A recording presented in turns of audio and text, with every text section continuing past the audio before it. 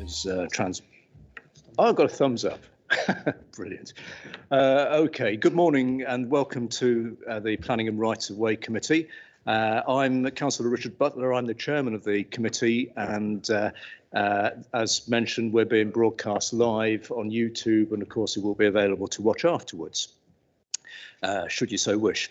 Also with me today are my vice chairman, Councillor Sybil Fielding, councillors Andre Camilleri, Robert Corden, Jim Creamer, Paul Henshaw, Bruce Lawton, Andy Meakin, Nigel Moxon, John Ogle, Philip Owen, Roger Upton and Daniel Williamson. So welcome all.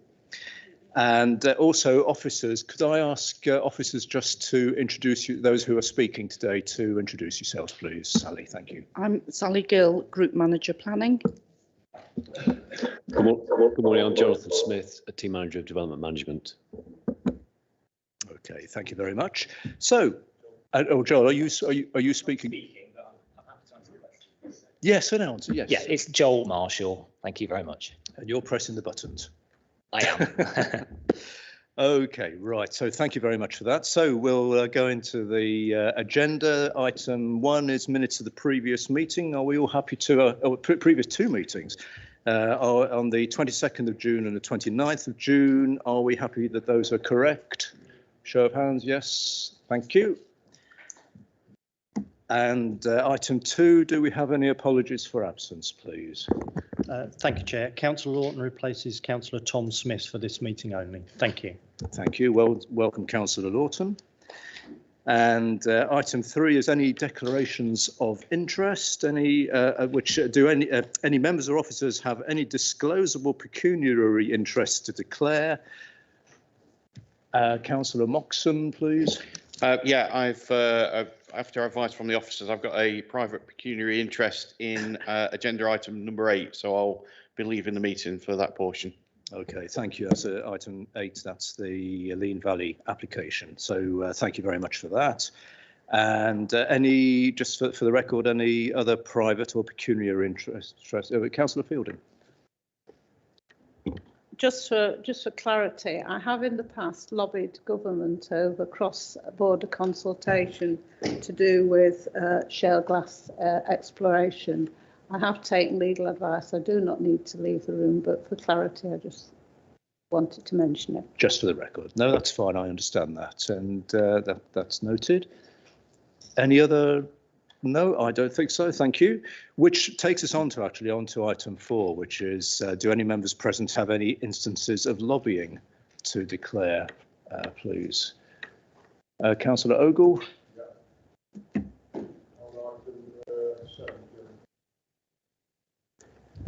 Right, and which leads, that's the item 7 being the missing application, right, which leads me on to the running order, actually, because given the number of speakers we have today and guests today, with your permission, I'm suggesting we change the order of today's agenda. We'll still deal with the annual report by trading standards as the first substantive item, but following that, the order of items I suggest will be as follows. Item 6 will be variation of conditions on land at Springs Road, Misson. Item 7 will be the improvements to the Lean Valley Golf Club. Item 8 will be the review of the County Council's pre-application schedule.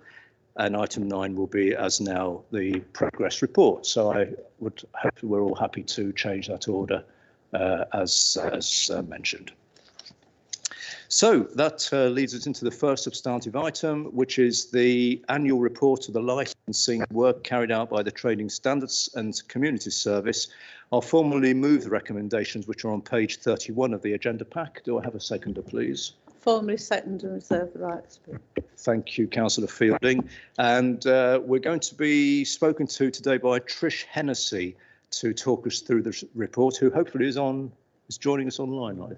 Trish. Thank you, Chair. Welcome, Trish. Yes, over to you. It's a strange world of virtual and real.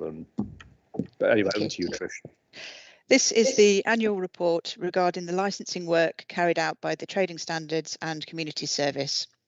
From the 1st of April 2020 until 31st of March 2021, the service received a total of £12,619.50 income from licences, registrations and other related fees.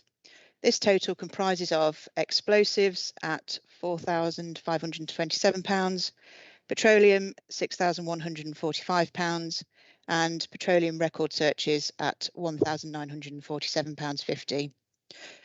The service has responsibility for issuing explosives licences for the storage of explosives such as fireworks, safety cartridges and airbag detonators. A total of 36 licences were issued during the period, of which 26 were renewal licences and there were 10 new applications. In addition, 2 all year round licences were issued to businesses wishing to supply fireworks throughout the year. In the lead up to Bonfire Night in 2020, Trading Standards officers carried out a total of 23 inspections across the county in all districts or borough council areas. These inspections were undertaken at high risk premises, medium risk premises and new premises. As the Petroleum Enforcing Authority, Trading Standards are also responsible for ensuring that those who store and supply petrol do not cause risk to the public or the environment. Businesses, organisations and individuals must have a petroleum storage certificate if they store and supply petrol to vehicles with an internal combustion engine. For the period, there were no licences issued for petroleum under 2,500 litres, no licences for petroleum of 2,500 litres to 50,000 litres, and 15 licences were issued for petroleum exceeding 50,000 litres. As the service holds detailed records of the petroleum storage facilities at new and historic sites, it also receives requests for historical and/or current environmental searches, particularly in respect of locating disused tanks.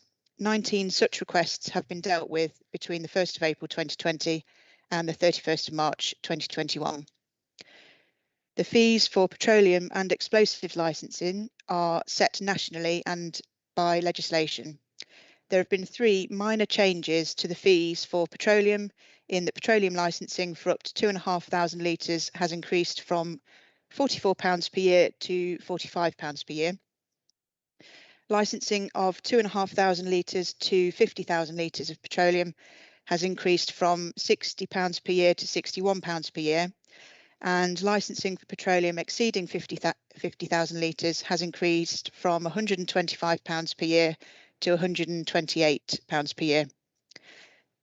If we can ask members please to consider the recommendations, that members consider the updates and highlight any actions required, that members agree to the appropriate use of the media to highlight the results of the fireworks safety inspection programme for the coming licensing period in October-November 2021, and that members agree to receive a further annual update report at the meeting of the committee in June 2022. Thank you. Thank you very much, Trish.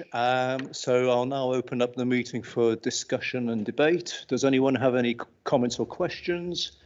Councillor Creamer. Yeah, it's just a general question on fireworks and the licensing.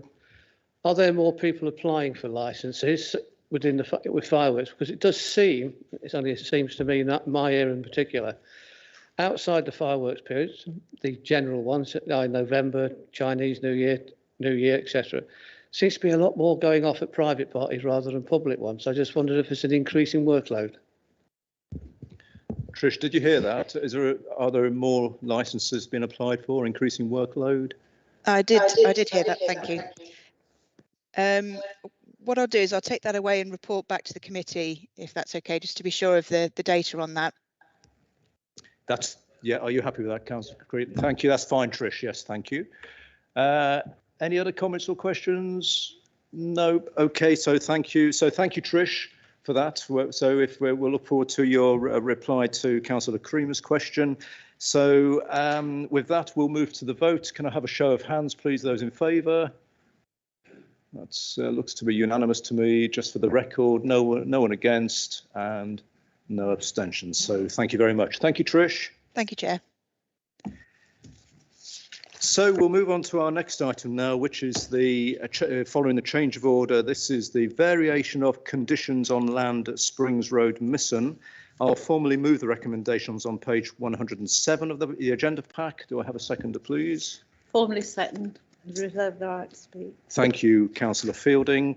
So we have a very comprehensive and detailed report in front of us at the moment, which members are very familiar with, and but we'll also have Jonathan Smith, who will introduce and talk us through the main items on the, or main points of the item, please. Thanks, Jonathan. Thank you, Chair. And just before I start the presentation, can I just update committee on a new National Planning Policy Framework, or NPPF, which was published last Tuesday, the 20th of July. The publication was after reports had been published and gone to print, and so any references to specific paragraphs in the NPF in the committee reports for this application at Misson and the application at Lean Valley Golf Club and the report on pre-application advice charging are to those of the previous 2019 version of the NPPF. Officers have reviewed the changes made, which are limited in number and scope, and can advise committee that they do not materially impact upon the advice and recommendations in those reports.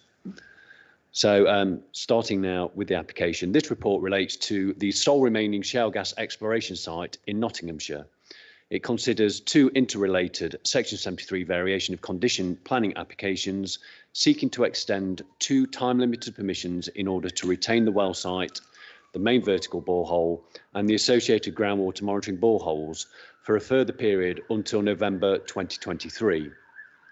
Under these proposals, the site would effectively remain in its current mothballed state until either a further planning application is submitted and planning permission secured for further drilling and likely hydraulic fracturing, or the site will be restored back to its previous condition.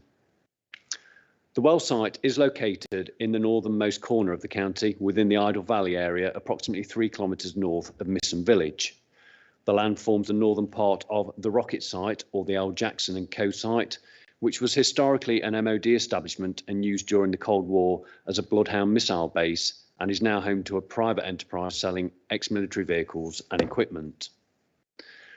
This next slide illustrates the site area. Planning permission was first granted in 2016 for a series of groundwater monitoring boreholes, time limited with a 5-year permission. These are marked on the plan and are located around the grassed periphery of the site. Subsequently, planning permission was granted for the development of the well site itself and to drill up to 2 boreholes to explore for shale gas, one being vertical and one horizontal or directionally drilled. The well pad has been constructed as approved. This aerial image here shows more clearly the well site across the former Northern Bloodhound missile fire unit. This also clearly shows the line of large storage buildings and the remaining external areas all used by L. Jackson and Co. The pre-existing access road from Springs Road can also be seen. The whole site is protected by layers of security fencing. Misson Springs Cottage, located immediately south of the access drive, is in the control of the applicant and remains vacant as per the requirement of a planning condition. A small cluster of residential properties, Prospect Farm and Levels Farm, are to the northwest of the top edge of this slide. Prospect Farm is being redeveloped from a bungalow into a 2-storey dwelling. The blocks of wet woodland and fenland to the east form part of the Misson Training Area Site of Special Scientific Interest, managed by the Nottinghamshire Wildlife Trust, as detailed on this slide, along with other local wildlife sites in the local area, many of which are drains or wetlands within this low-level landscape. At its closest point, the SSSI is some 125 metres from the application site. The site utilises an existing access drive and gateway onto Springs Road, a minor road leading north from the village up to Bank End Road. These photos are at the entrance. This shows a view of one of the storage buildings which screens the site from Springs Road. These views then take you along the access drive, past the line of storage buildings and onto the well site as it currently stands. This slide shows the site as it is at present, with the well pad and a wall of shipping containers on 3 sides. In the centre, housed within the blue container, is the wellhead, or Christmas tree as it's known, which is secure and regularly inspected. The earlier drilling of the well in 2019 is shown by this slide, which has the drilling rig surrounded by an array of other equipment. The applicant announced that they had found what they described as a world-class gas resource. The expectation was that they would then apply for planning permission for the subsequent stage of hydrocarbon development, which will be to undertake further drilling and also fracking activities to appraise the gas resource. Fracking would be necessary in order to access and extract the shale gas, which is tightly bound up in the strata at a significant depth. However, in November 2019, the Secretary of State for Business, Energy and Industrial Strategy announced that there will be a moratorium on new fracking until the industry could evidence a safe and acceptable way forward. This followed seismic events at a similar site in Lancashire. It led to the Misson site being partly dismantled, including the removal of the drilling rig, and it being mothballed as we see it today. The moratorium is relevant because, unlike most other forms of minerals, the UK oil and gas resource is vested in the Crown. As such, the sector is also subject to a separate licensing regime overseen by the Oil and Gas Authority on behalf of the Secretary of State. The applicant holds a pedal licence which grants exclusive rights to explore and extract hydrocarbons in the area. This regime also means that fracking, as defined in law, has to go through an approval process separate to and in addition to the need for planning permission. It is the licensing aspect which is now the subject to a moratorium. Returning to the planning situation, both time-limited permissions have now expired, and there is a requirement to dismantle and restore the site to its previous condition. However, this has not been enforced while the present applications remain to be decided. The applicant has applied to retain the site for a further period, whilst they and the wider industry attempt to have the moratorium lifted, so to enable resumption of shale gas development. Subject to it being lifted, it would then be their intention to apply for a further planning permission to drill and undertake fracking and further appraisal of the apparent gas resource. Until that time, the site would remain mothballed or the restoration works would be undertaken. There will be no further drilling, including the horizontal well that they previously had permission for, with the applicant seeking to relinquish that well as part of this application. The Council has consulted widely on the proposals, including numerous local parish councils, neighbouring authorities and environmental groups that were previously involved in the original development proposals. The dedicated liaison group has also been notified. In response, over 70 individual objections have been received, the majority of which are from local residents in and around Misson. The concerns largely relate to the continued presence of the site and the local uncertainty and anxiety about the prospects of future fracking. Other concerns relate to fears of prolonged impact to the Misson Car SSSI, water pollution, site safety, climate change impacts from future fracking, and impacts to the character of the countryside. Concerns are also raised about the conduct and financial standing of the company. Bassetlaw District Council have formally objected after consideration by its planning committee. They consider the site should be restored and that this would not preclude it from being developed again in the future if the moratorium were to be lifted. Misson Parish Council have also objected. Whilst they agree the site is as mothballed would not impact upon the local community, they still wish to object to the continued presence of the site and would like it to be restored.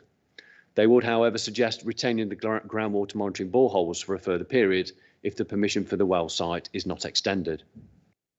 Bawtry Town Council has also objected, but no objections have been received from Doncaster Metropolitan Borough Council, Finley or Blackstone Parish Councils, and other parish councils locally have not responded. Objections have been received from various environmental groups, notably Frack Free Misson, Nottinghamshire Wildlife Trust, Friends of the Earth, the RSPB, Sheffield Greenpeace and the local Ramblers. These larger raised issues of incompatibility of shale gas exploration with the climate change objectives, as well as issues at the SSSI. The Environment Agency and Natural England have not objected, and there are no objections from internal consultees advising on ecology, highways, landscape and noise. The proposed extensions of time have been considered against the latest planning and energy policies to understand whether it would continue to be appropriate to retain this site for a further period. The proposal is effectively to leave the site mothballed until the site is restored. There are therefore no drilling, fracking or gas production impacts to assess. These would require a subsequent planning application. Planning officers have, however, sought to understand the status of the site and whether it is likely still to be needed for hydrocarbon development, subject to a further planning permission. This is not a definitive exercise and does not determine whether shale gas should be extracted, as that will be for a future application to decide. It is advised that fossil gas will be needed in the UK despite the national obligation to radically reduce greenhouse gas emissions on the path to net zero emissions by 2050. This will be a much reduced need, and there will also be a need to further develop carbon capture, storage and utilisation. A shale gas resource is apparently present, but requires further work to appraise it, access and extract it. This would ultimately require hydraulic fracturing or fracking in order to release the gas from its tight geology. This would have been the applicant's next stage in the planning process. However, the moratorium has prevented this, and there are no indications that it will be lifted in the short term. The onus is on the industry to develop the evidence that fracking can be done safely and to the satisfaction of the UK government. The proposed time extensions until November 2023 are not considered unreasonable given the circumstances, and it would afford the industry a short opportunity to try and overcome the moratorium and potentially look at alternative uses of the deep borehole before invoking the necessary site restoration. It would appear premature to invoke this right now. The report goes on to consider the relevant environmental and local amenity factors. From this, it is apparent that the impacts of leaving the site in its current stage and then finally restoring it are acceptable and much reduced from the previous drilling phase. The site is screened from Spring Road by the row of storage buildings and tree lines screen views from the north and from the SSI. This photo shows a winter view from Springs Road to the north of the site, where the wall of shipping containers are just visible through the tree line, along with the drilling rig as it was then present. The previously identified impact to the setting of a Grade 2 listed farmhouse, located 500 metres to the north, has now been neutralised since the drilling rig was removed. There remains a minor temporary impact to the Cold War era missile pads over which the well pad has been partly constructed. These are a non-designated heritage asset. If the time extensions were to be approved, this would prolong the obstruction of the Northern Fire Unit and thus prevent the full appreciation of the layout and its relationship with the remainder of the historic Bloodhound missile site. However, the development has been designed to protect the underlying pads and infrastructure and will be uncovered again upon restoration. The County Council's Conservation Officer is content on this basis. Whilst the site is close to the Miss and Carr SSI, there will be no detrimental impacts now the site is mothballed, and restoration activities will be controlled and limited. Natural England and the county ecologists do not object. The issues raised from the Wildlife Trust in relation to the SSI relate to the previous activities rather than what is now proposed. Whilst mothballed, clean surface waters are allowed to be pumped off the well pad and to naturally soak away and maintain the local water table and the land drains which support the habitats within the nearby SSI. The wellhead is secure and maintained in accordance with other legislative requirements. Whilst the site is located in an area at risk of flooding and was originally found to breach planning policy on this particular issue, it would not now be appropriate to revisit the whole site selection process because of this one issue. Importantly, the development is still an appropriate type of development in the flood risk zone, and it has and would not increase flood risk elsewhere. It has been designed to be flood resilient and to contain and prevent pollution to the surroundings. The site is now clear of drilling equipment and is securely mothballed. The Environment Agency do not object. Hgv routing is in place to take site traffic north up Bank End Road and the A614 and vice versa. This needs to be retained as part of a deed of variation to the Section 106 agreement. Other measures to manage traffic and mud and dust also need to be carried forward in the planning conditions as requested by the County Highways Authority. This would serve to limit impacts to the nearest properties and avoid Misson Village entirely. Misson Springs Cottage is particularly close but remains vacant as per a planning condition. The restoration strategy remains appropriate in the interest of revealing and preserving the non-designated Bloodhound missile pads as shown on this slide. It is appropriate, however, to now require the inclusion of some modest wildlife enhancements, such as bird and back boxes. Restoration cannot take place during the bird breeding season, as per a planning condition, which should be carried forward. As per good practice, a review of the planning conditions has been undertaken. If the permissions are to be granted, then conditions which sought to control and mitigate impacts of the earlier drilling phase can now be removed. This would not prevent such conditions being imposed on any future planning application. New conditions are recommended to require an updated ecology survey and review prior to undertaking restoration works, and the one requiring provision of straightforward biodiversity enhancements on completion. The obligations contained within the original Section 106 agreement also need to be carried forward should members be minded to approve. In order to do this, will require a deed of variation to the agreement. The costs of this are borne by the applicant, and this should be completed before formal permission is issued to retain the well site. Taking the findings of the first question considered in the report, where it would appear that there will be a continued requirement for fossil gas in the UK's energy mix, and that the industry is working to resolve and overcome the current moratorium on fracking, together with the findings of the second question, which shows that the site is not creating an unacceptable impact to the environmental local amenity, officers consider the two applications to extend the site's planning permissions for a modest further period of time are acceptable and compliant with the development plan and national planning and energy policy. In brief terms, officers consider that the proposals would accord with policies MP12 and DM17 of the Minerals Local Plan, which supports exploration of oil and gas, subject to it being located where this would not have an unacceptable environmental impact and where provision for subsequent restoration is made. In terms of the weight of support from these policies, this may, however, be tempered by the fact that the site is and would remain largely mothballed. Policy SP3 of the Minerals Local Plan requires all minerals development to minimise impacts on the causes of climate change for the lifetime of the development by being located, designed and operated to help reduce greenhouse gas emissions and move towards a low carbon economy. This policy does not, however, presume against the future extraction of energy minerals, and indigenous mineral extraction has potential benefits in environmental and climate change terms. National energy policy foresees a continuing role for gas. Safeguarding the site would also avoid a potential mineral sterilisation issue, which is subject of policy SP7. Whilst restoring the site and abandoning the borehole would not completely sterilise access to the potential gas resource, it would greatly hinder resuming access at a future date and would entail the duplication and impacts of reconstruction works. The proposal would accord with policy SP1, the overall mineral strategy, which supports the use of existing mineral sites from which to maintain a supply, subject to the avoidance of resulting adverse social, economic and environmental impacts. Consideration has also been given to detailed development management policies for each of the relevant environmental factors. The National Planning Policy Framework states that great weight should be given to the benefits of mineral extraction, including to the economy. This is applicable to oil and gas exploration. However, the level of weight may be tempered by the apparent completion of the actual exploration drilling. Restoration and aftercare of mineral sites should be carried out at the earliest opportunity and to higher environmental standards. However, the planning officers advised that it would appear premature to invoke this at this time.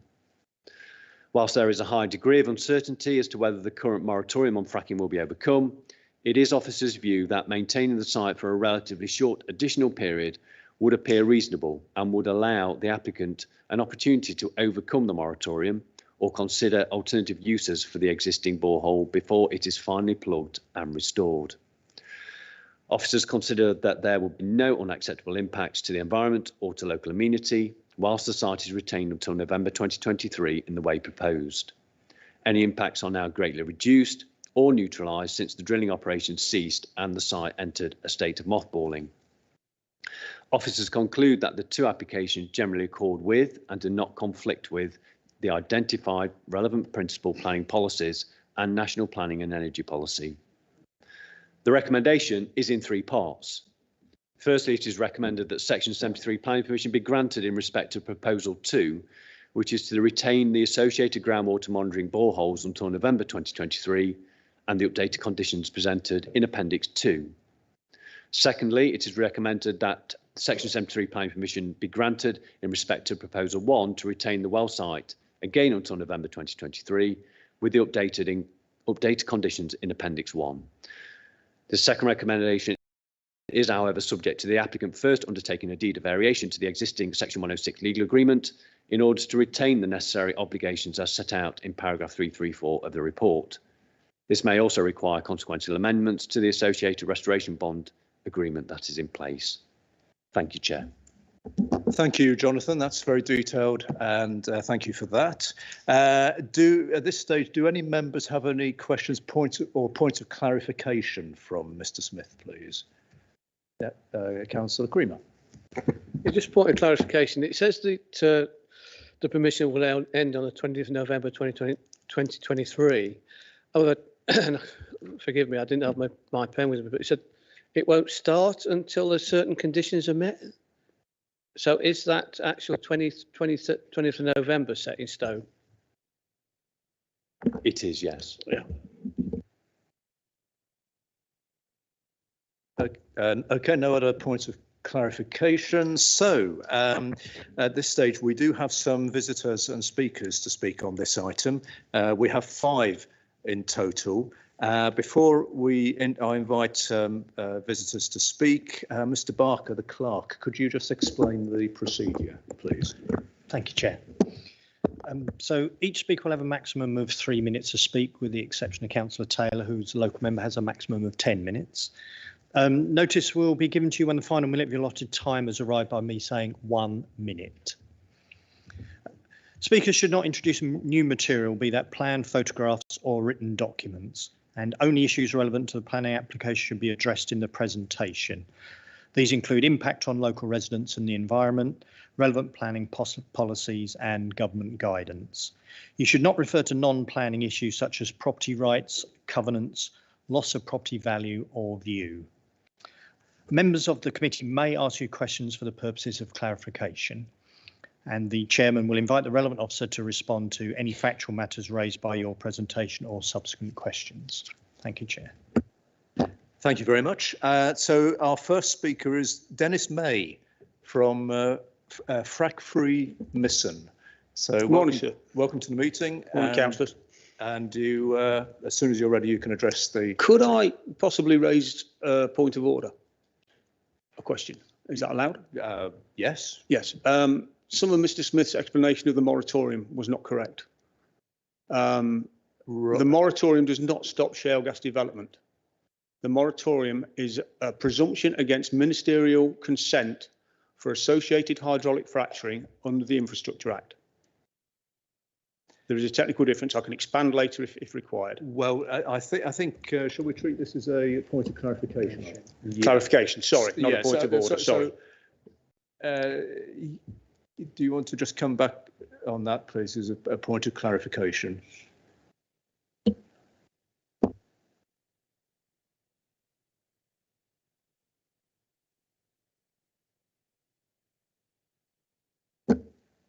I was just going to refer back to what I actually said to provide.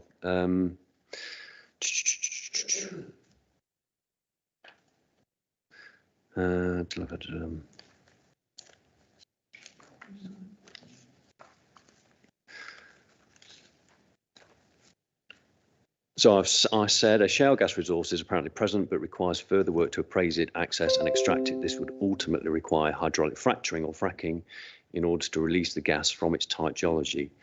This would have been the applicant's next stage in the process. However, the moratorium has prevented this, and there are no indications that it will be lifted in the short term. The onus is on the industry to develop the evidence that fracking can be done safely and to the satisfaction of the UK government. Is there a paragraph in the report, Joel?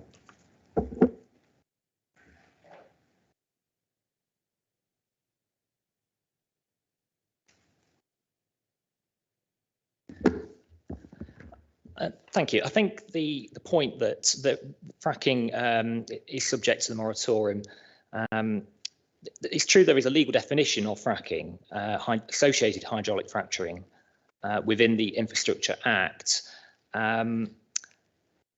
However, the announcement in making the moratorium, the relevant minister made clear that the industry should take note of that moratorium and not come forward with such proposals, and that is effectively what the applicant has done in choosing to mothball the site. and also to relinquish, as they are now proposing, the second well, which they never drilled. Therefore, the application before us does not involve new drilling, let alone fracking activities, and that would be subject to a future planning application, and also we presume the lifting of the moratorium and the issuing of consents under that licensing process as well. Again, sir, that is incorrect. Just let Mr. Smith come back. Sorry. I was just going to quote what's in paragraph 180 of the report, which is a quote from the then Secretary of State for Business, Energy and Industrial Strategy, and I'll read this out in full. The government continues to recognise the importance of natural gas as a source of secure and affordable energy as we aim to reach net zero emissions by 2050. The Committee on Climate Change predict that we will still be consuming almost 70% of the gas we consume today in 2050 under our net zero target, as significant reductions across building, industry and power are offset by demand for gas to produce hydrogen.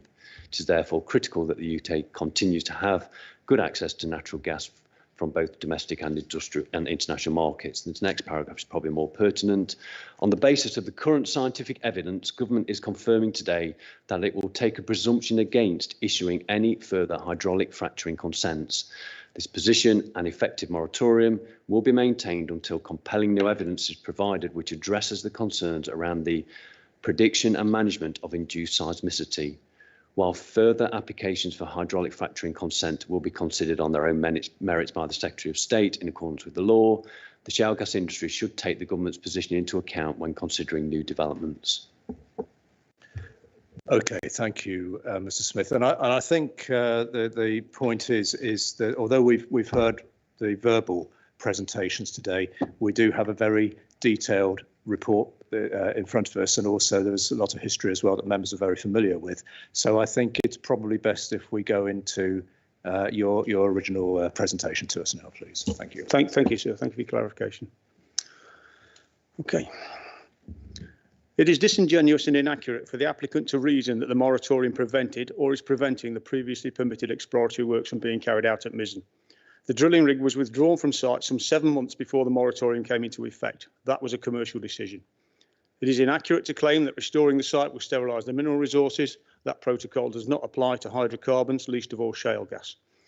The so-called pressing need for shale gas exploration cited in the application is outdated and has been rendered null and void by subsequent government reports. The pursuance of shale gas, one of the most polluting means of fossil fuel extraction, is incompatible with climate targets and therefore unsustainable. But to answer the question, is it a reasonable prospect that the well site may still be needed? There are no significant end users of low-grade geothermal energy within 2 kilometres of the site. Last September, the relevant government minister stated that fracking is extremely unlikely to happen in England. With regards to the moratorium, all attempts and assurances regarding seismic controls have proved ineffective, resulting in a 100% failure rate. The Oil and Gas Authority states that even research proposed is inconsistent with government policy aims. One industry source stated that the lifting of the moratorium would be a political rather than scientific decision, yet the government stipulates the latter. Others have stated that fracking is commercially unviable unless permitted seismic limits are raised, deeming that their business objectives should take priority over community safety. Such is not a unique situation. This industry sells itself on the back of gold standard regulations, whilst at the same time regarding such measures, especially the planning regime, as a burden from which it should be exempt. There is an increasing catalogue of non-compliance of regulatory failings. Perhaps the question should be reframed. Is it a reasonable prospect that planning permission will be granted for the intended activities, which would inflict noise levels well in excess of the limit for the SSSI? Fracking pumps are very loud. Transposing modelling from sites in Lancashire indicates noise levels at the SSSI boundary would be 4 times greater than the limit prescribed by Natural England. Permitting this application will only be delaying the inevitable. This site will never be suitable for noisy industry. The temporary nature of the original development was cited as mitigation against harm to the SSSI. It proved not to be the case.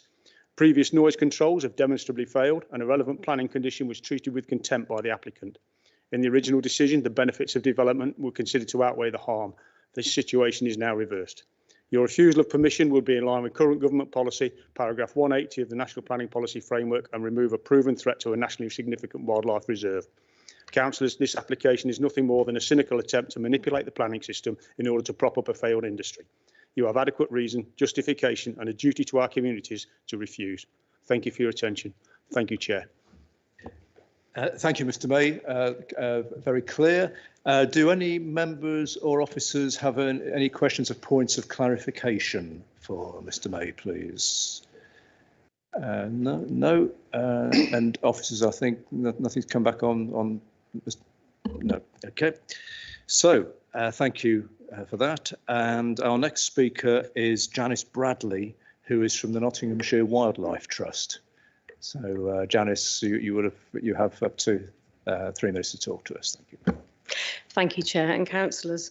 I'm Janice Bradley. I'm Head of Nature Recovery North for the Nottinghamshire Wildlife Trust. I'm a professional ecologist with over 30 years' experience of evaluating the impacts of development on biodiversity. We welcome that NCC declared a climate emergency in May this year and the commitment that all committees of the Council would be expected to ensure the decisions they make adhere to this principle. So we think this application is a very effective test of that principle. The application to delay the restoration of the well site makes explicit that the intent behind the delay is to enable the applicant to apply to frack in the area, should the moratorium be lifted. So the proposal to delay the restoration cannot be separated from the reason behind it. They're completely indivisible. The exploratory drilling site lies within an area of particular ecological sensitivity in proximity to several SSSIs and local wildlife sites, which are dependent on good air quality, a stable noise environment, and continued surface and groundwater flows for the conservation of their features of ecological importance. At our mission training ground SSSI, 125 metres away from this site, there is a rich assemblage of rare species and sensitive species. We object strongly to this application to extend the restoration period because by permitting it, this committee would be accepting that a fracking application might be brought forward. And this is fundamentally contradictory to the stated government and your own aims to tackle the causes of climate change. It cannot be acceptable that the extraction of a new fossil fuel would be permitted in Nottinghamshire. The MPA report makes a carefully worded case that demonstrates the difficulty of balancing rapidly emerging government statements and policy versus the planning system, which often lags behind. Fundamentally, this permission was originally granted, but since then, the world has moved on. We have the moratorium, we have more stringent UK climate targets, so the context has changed entirely, as is mentioned in the officer's report. This is fundamentally the wrong place for an industrial fossil fuel extraction operation adjacent to the last remnant of nationally important fen habitat in Nottinghamshire, occupied by 3 of the rarest breeding bird species in the county, which are highly sensitive to noise and disturbance. The fen habitat is vulnerable to degradation from the nitrogen-rich emissions that would be produced by such an operation. During the construction of the well site, the applicant failed to provide comprehensive data on noise, air quality, water, despite being required to do so, and they did not meet the noise limits set by Natural England. During that breeding season, the long-eared owls on the site moved away eastwards from the source of noise, away from the habitual breeding sites they'd used for many years. Crucially, the officer's report seeks to make the case that delaying restoration would be no more harmful in 3 years' time than it is now, but this is wholly incorrect because everything moves on. Delaying restoration by 3 years would mean that even greater disturbance would be experienced by the birds that recolonise the site, but also that we as the Trust are exercising our legal obligation to bring the SSSI into better condition and to enhance and improve the habitats. We've invested significantly in those habitats in the last 12 months to ensure their value, and we have secured further funds to improve the hydrological conditions. Could you be finishing? You're getting close to time up. Thank you. Last line. Any further disruption to the hydrological regime of the SSSI by future fracking activity would compromise our ability to bring it into that condition. And neither Natural England or NCC's ecologists took this future situation in 3 years' time into consideration, potentially because they were not aware of that information. Thank you. Thank you, Ms. Bradley. I know 3 minutes can either seem very short or very long, so it's. Yeah, I've cut out quite a lot. So thank you for that. So, do any members or officers have any points of clarification for? No. Okay. Bearing in mind we will go into a discussion and debate later. So thank you. Our next speaker on this is Ard Batty, who is the applicant. So, Ard, you have up to 3 minutes to talk to us, please, Mr. Batty. Thank you, Mr. Chairman, and good morning, ladies and gentlemen of the committee. My name is Ard Batty, and I'm the Director for HSEQ at iGas, and I was latterly the Asset Manager for the Springs Road drilling project, in which capacity a number of you will already know me. The application before you today, in line with planning policy, are to vary the 2 conditions of our existing planning permissions in order to extend the operational period at the site at Springs Road for a further 3 years, and additionally to retain the groundwater monitoring boreholes associated with the site. We believe this site remains of national importance. The trend of increasingly importing oil and gas on supertankers from overseas, generating 4 times the emissions of our own indigenous resource before it reaches the UK, continues. Despite COVID-19 induced reductions in UK gas demand in 2020, imports of liquefied natural gas increased by 5% from 2019 and represented a near record 42% of total gas imports. In volume terms, the UK imported nearly 55 times as much liquefied natural gas from the shale fields of the USA in 2020 compared to 2017. We believe that there is a huge opportunity to reduce the UK's global carbon footprint through domestic production as we move closer towards 2050. UK shale gas generates just 1/4 of the pre-combustion emissions that LNG creates, making it well placed to help achieve our net zero goal. The Committee on Climate Change, in their advice to the UK's government in March this year on the compatibility of onshore petroleum, which includes shale gas, detailed the shortfall between the supply of and demand for oil and gas, which our own onshore resources could address. The CCC acknowledged that oil and gas will be important contributors to the UK's energy need for many years to come. In their June 2021 progress report to Parliament on the UK's path to reducing emissions, the committee reiterated their concerns that the North Sea will be unlikely to produce enough oil and gas to meet the UK's future demand, and additional supply will be needed. So, we wish to retain our option at Mizen for a relatively short period of time to enable us to continue to work with government and regulators that a safe and responsible route to lifting the effective moratorium can be reached. Unfortunately, this process, like many others, has been impacted by COVID-19. It will also give us time to consider alternative developments at the site. We 1 minute. A geothermal development business in 2020. We're going through a process of looking at all of our wells and the subsurface information we possess to better understand the geothermal potential across all of our areas of operations, including our site at Springs Road. During the entire operation at Mizen, we have upheld our HSE, environmental planning and community responsibilities, and will continue to do so. This will include routine maintenance, such as to regularly inspect the wellhead and conduct well integrity tests. We support the officer's report before you today and hope that members support their officer's recommendation and grant approval. Thank you for your time. Thank you very much, Mr. Batty. And again, do any members or officers have any points of clarification to raise at this stage? No. OK, thank you. Our next. Oh, I'm sorry, Councillor Williamson. I should put my specs on. Sorry. No, that's quite all right. I raised my hand quite late. Just a point of clarification towards the end. You said that during your entire time at the Mizen site, you've upheld all your requirements, community values and so forth. And I noticed a bit of disagreement with that. Can you clarify exactly how you have upheld all the requirements on you during the previous stages of this, as you've just stated? Could you pop your microphone on, please? Yeah. Are you talking of a particular breach you believe that's occurred, or? I'm just talking in general. Can you clarify what? I wasn't here for the previous application, so I need to. I suspect better to ask Jonathan, frankly, as to whether he believes there are any, Jonathan Smith, pardon me, of Notts County Council, of whether he believes there have been any breaches and material breaches of the planning conditions during activities at Springs Road. And I'm clearly going to be biased in my response, so probably better to go to your own man. Does that help, Councillor Williamson? It does, if Jonathan is able to clarify. Jonathan, do you want to briefly come in just to clarify if there have been any, what the situation is, please? Yeah, I mean, as you can imagine, following the grant of permission for the exploratory well site, the site was the subject of intense scrutiny, and it was subject to a lot of visits from our monitoring and enforcement officers. There were occasions where there were some breaches of the conditions. I know Mrs. Bradley has talked about the supply of data. There were times when the recording devices, broke down.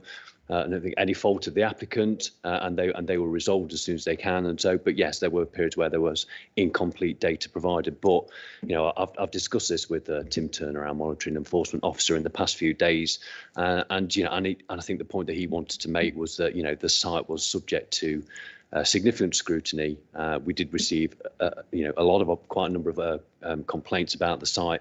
They were all investigated, and officers were satisfied that the development was broadly carried out in accordance with the planning permission and the conditions attached to it. I don't know if there's anything else you want to add, Joel. Just to add that the Environment Agency in their response have confirmed that they've had no significant issues with the regulation of the site from their point of view as well. Thank you very much. And so the answer is yes, but they have been responded to. So our next speaker, please, is Mr. Curtis, Matthew Curtis from Misson Parish Council. So if you'd like to address the committee, please. Thank you. Thank you, Chair. Morning, councillors. Misson Parish Council feels that the extension of the current restoration phase should be rejected for the following reasons. IGAS have made it clear that their prime reason for seeking the extension is to reactivate the site and apply to drill and frack should the current moratorium on fracking be lifted. When the initial application was granted, those objecting to the plans were given the assurance that this was for a temporary exploratory well site that did not include fracking. The 3-year extension not only challenges the concept of temporary, but also brings the prospect of fracking on this site a step closer. IGAS are also on record as saying that the limitations on the site at Springs Road make it unsuitable for large-scale production, the inference being that they would at some time require a new site in the area that could accommodate the number of wells needed to optimise production. The fact that IGAS waited until almost the last minute to seek this extension has not gone without notice. We note that the construction industry has managed to function throughout the pandemic and feel it's somewhat disingenuous for them to leave it this late to make a response. There is no reason why this application could not have been made at a time when they could have undertaken the work within the time specified in the planning permission. This is not the first time that the conduct of IGAS has been found wanting. There was an unexplained delay to the completion of the construction phase of the site during 2017, followed by an application to have the deadline extended beyond the start of the 2018 bird breeding season. Apart from creating a significant volume of work for all those participating in the consequent consultation, it demonstrates either a lack of competence or a general lack of respect for the planning process on the part of IGAS. This time, NCC would not appear to be under any obligation to grant permission, and we feel that the application should be rejected and not reward them for their non-compliance. Since the threats of shale gas development were first raised in 2014, the lives of many local residents have been blighted, first by the uncertainty of what the enterprise might entail, then by the sheer effort involved making their concerns understood. Many of us have worked very hard to articulate these concerns and engage with a complex and highly technical planning process. And since permission was granted, each new phase of the development has brought new challenges which have impacted upon our daily lives. Specifically, the secrecy and intimidation encountered during the initial seismic surveys, the influx of protesters squatting on private land near the site, a massive police presence, ad hoc road closures, court injunctions threatening members of the local community, and on-site security making the area look like a prison. These are all things that we've had to contend with over the past 6 years, and quite frankly, we've had enough. Extending the planning permission for another 3 years, whilst no doubt conferring a financial benefit on IGAS, does nothing for the local community other than giving us another 3 years of anxiety. Thank you. Thank you, Councillor Curtis from the Misson Parish Council. And do any members or officers have any points of clarification on there? No. Okay, thank you. So our final speaker on here is the local divisional member, who is Councillor Tracy Taylor. So you can address the committee, and over to you. Thank you. Thank you, Chairman. Morning, colleagues. I think I probably need to do a little bit of scene setting with this one first, just for those members who are new both to the committee and to the council. This site has been significant throughout my term of office. Indeed, the original grant of permission for the test drill came just before I was first elected in 2017. So I have attended the community liaison group regularly throughout. So I have worked with Mr. Batty, with Mrs. Bradley, with my community and with others. In what I want to comment on now, I have no particular view on the industry, whether there'll be a future fracking application. I'm not interested in that. I want us to focus purely on this application today, which is about whether or not to extend the remediation phase for the site as it stands. So I do want to focus particularly on this application. And I know that Mr. Smith read the report through, but I want to just walk through the chronology so that we've got some things sort of embedded. This was first raised as a possibility around 2014-15 and led to a lot of work in the community to understand what the industry involved. Permission for the test drill was granted in October 2016, and because of signing the 106, it became enacted in May 2017.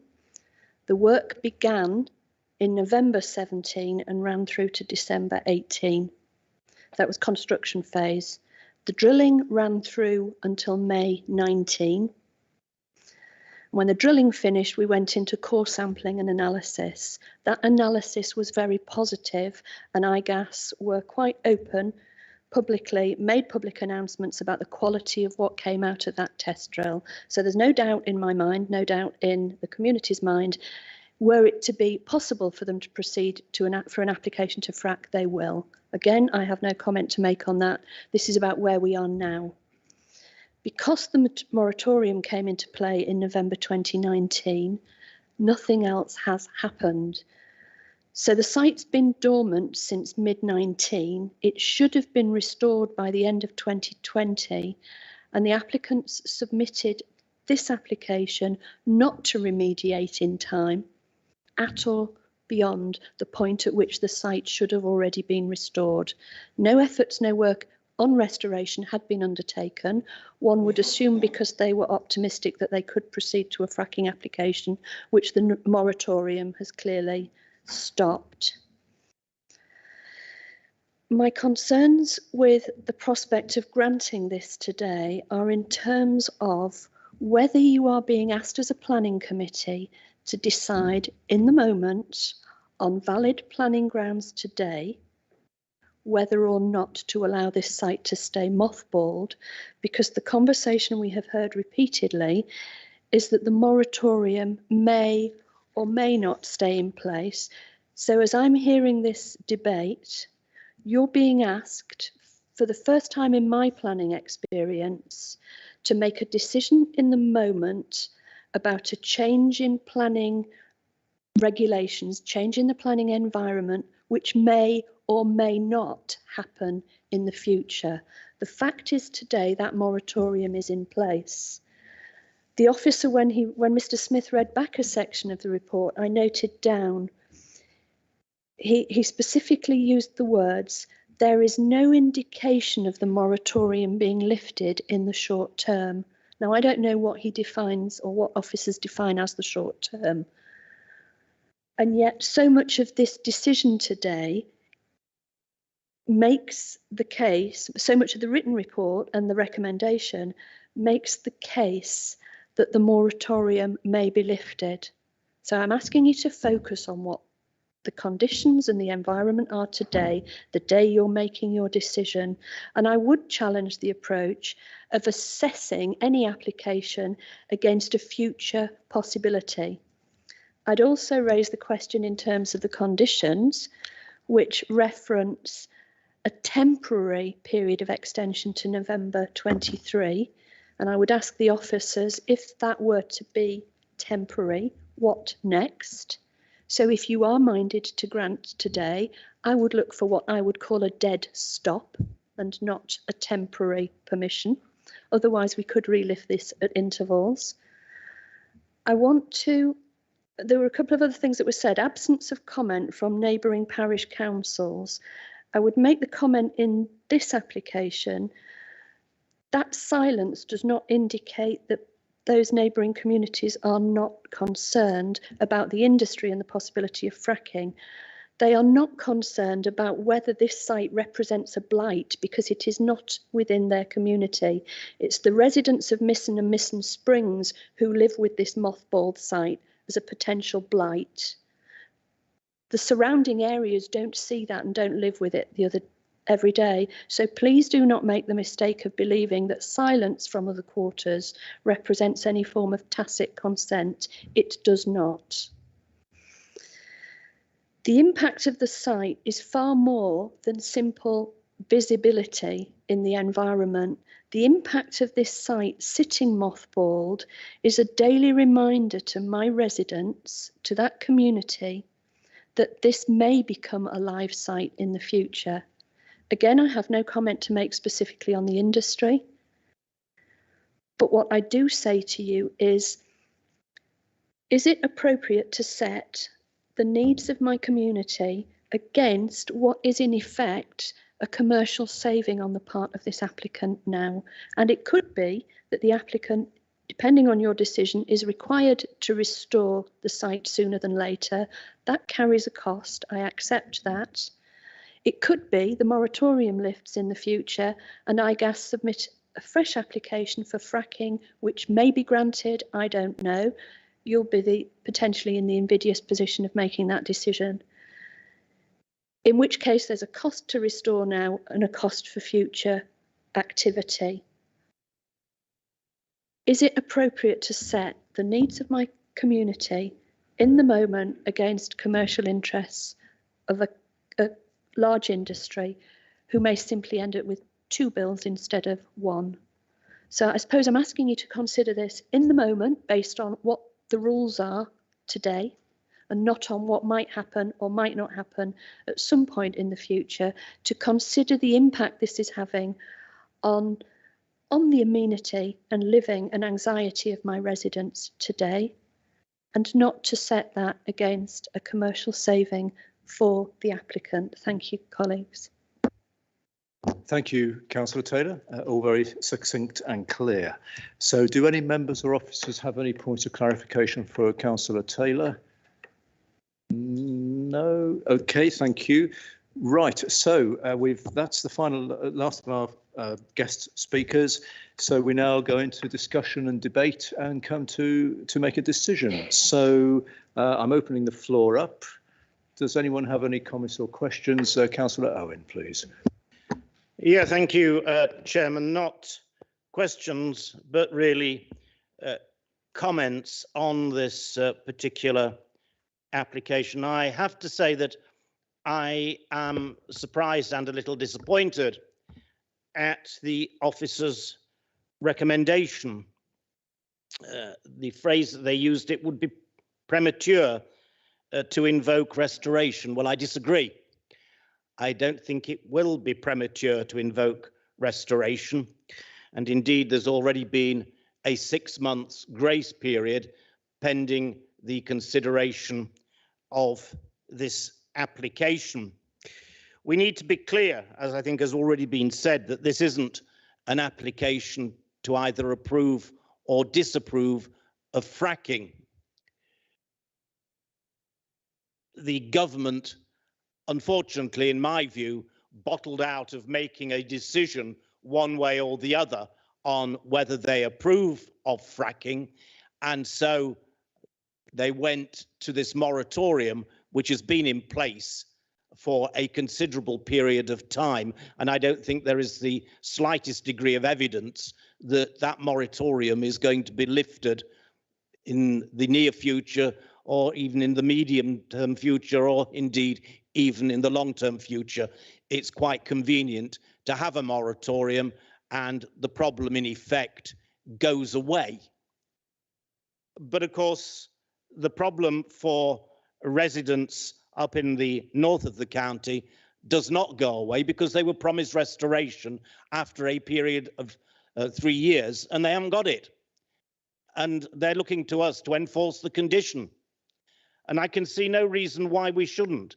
I have an enormous degree of sympathy listening to I think it was the chairman of the local parish council, saying how their lives had been affected. He used the word blighted, and I have every empathy with that term blighted, because my residents in Nuttall in particular have been blighted for the past 10 years with the prospect of HS2 and the lack of decision making and the difficulties that are going to be associated with that. So I do have every sympathy and I can empathise with them. I don't see why that we should grant an extension to this particular restoration period, where we're not going to see an end to the moratorium. The government, in my view, has clearly set its face, rightly or wrongly, against fracking, but they've called it a moratorium for the reasons that I've given previously. So I would be very reluctant to grant any further extension. I think the residents up there have suffered enough, and it's now time to invoke the restoration clause and actually let them make the company get on with it. Thank you, Councillor Owen. Very succinct and clear of your point of view there. Councillor Upton, please. Thank you, Chairman. At the risk of reinforcing what Councillor Owen has said, but I do pick up on the word blight. It's a terrible thing if you live in an area and blight goes on year after year after year and you have no certainty as to when it's going to end. And I do pick up on the word restoration. You know, this is a known site and the view was it needs to be restored. So I think restore it as soon as possible. Remove the blight as much as can be done. Things have changed. Things have changed fundamentally. I don't want to go on too much strategically, but from a wider perspective, a national, global perspective, if you like, you know, since these planning applications were approved, the world, the climate emergency has come on much stronger. And we've seen major flooding recently, globally and in the UK. So there's all that side of the debate, I feel. And indeed, I would just point this new administration, and I'm a new member to this administration and this committee, but I do support the statement we've made on the climate emergency here in Nottinghamshire County Council. So in my personal opinion, fracking gas is perhaps no longer appropriate for the UK energy mix. But be that as it may, as other speakers have said, focusing on this particular site, I repeat, it's the blighting, the concern I have about the triple SSI, and the fact that I think it should be restored now. So things have changed. Let's just get on with it and restore it. And if things change in the future from the government and the moratorium lifts and whatever, then let's reassess the situation and take it from there. Thank you. Thank you, Councillor Upton. Councillor Creamer, please. Yeah, pardon me, Chair.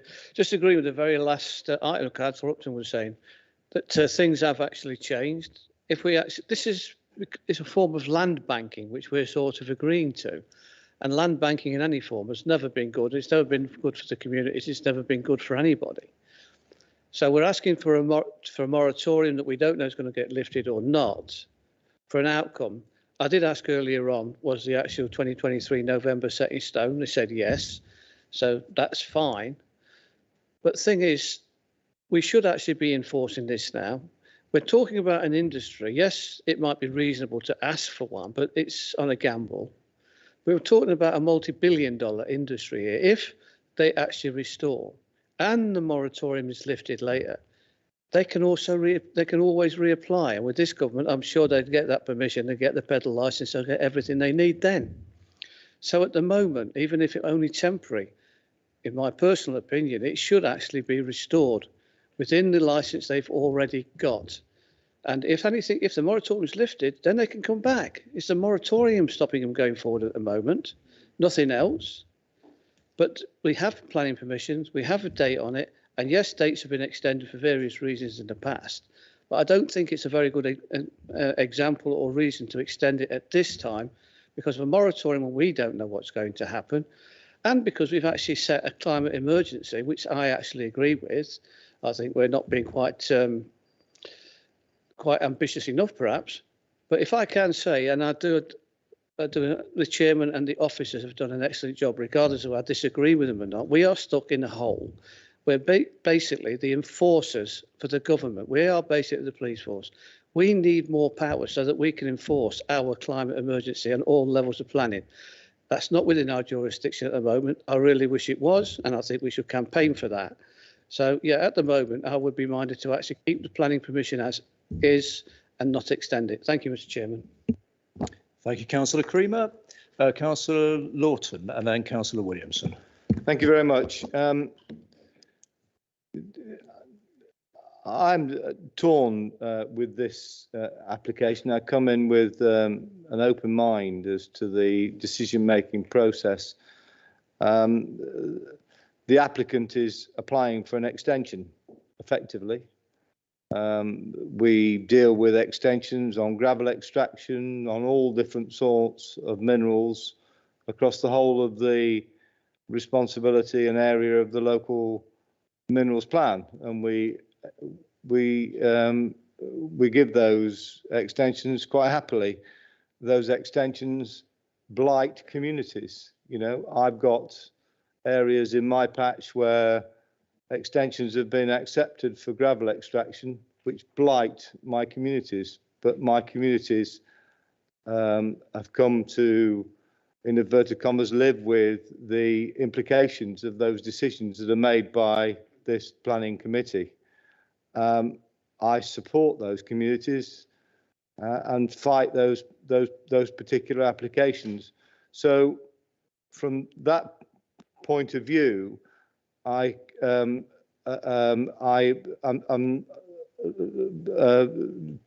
moving towards voting for the applicant.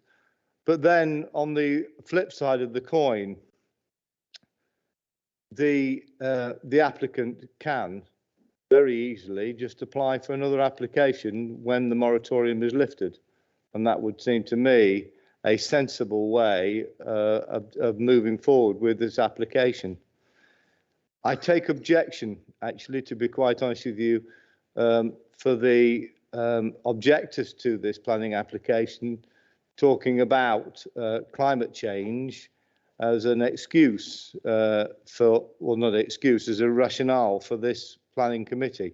The applicants have already got a planning decision on this site, and that was made by a previous administration before we declared climate emergency.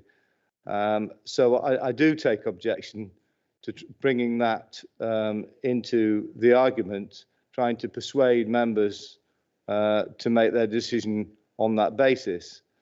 But I'm torn which way to go on this one, Mr. Chairman. The likelihood is I will come down on the side of refusing the application on the basis that the applicant has the ability to be able to reapply once the moratorium is lifted. Okay, thank you, Councillor Lawton. And my next speaker is Councillor Williamson, and then Councillor Henshaw, and then Councillor Camilleri. So, and then Councillor Moxon. So, Councillor Williamson, please. Thank you very much, Mr. Chairman. I've got to say, quite surprisingly, I agree with almost everything that everybody has said so far in this committee today. We're not here to make a decision on the future of fracking and whether that is good or bad. We're here to determine on whether this site should be restored. Now, I've enjoyed listening to all the speakers. I think they've all made very good cases. I do have significant concerns, same as Councillor Upton and others, about the impact on the nearby SSSIs. But as I look through the paperwork and I take consideration of the decision now, I'm pointed to paragraph 182 in our documents, the discussion. In considering whether the proposed 3-year delay to the site's restoration is acceptable or not, it's relevant to consider two main questions. The first question, how reasonably likely is the site still needed? The answer is simple. We have a moratorium at the minute. There will be no extraction.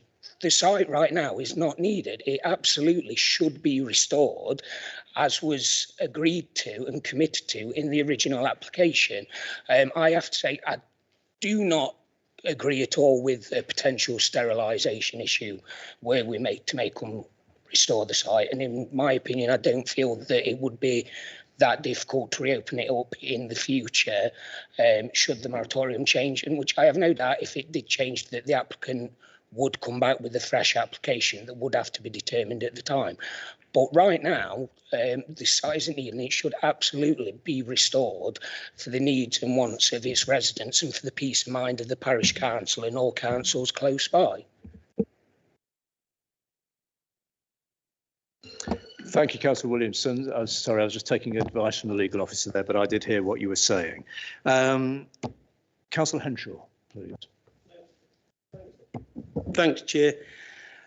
I mean, I don't take the point that, or exception to anybody coming to this committee to discuss planning applications. The main in regard to the future of the planet and climate change. I think it's something that should be reported to us and something we should look at. So the divisional member mentioned that they don't want to comment on fracking it per se, but the reality of the situation is the Oil and Gas Authority, when they advised the government on the decision to start the moratorium, they said that it wasn't possible with current technology to accurately predict the problems in relation to fracking, in particular in the way that earthquakes and tremors would be started because of the process. So, in my opinion, the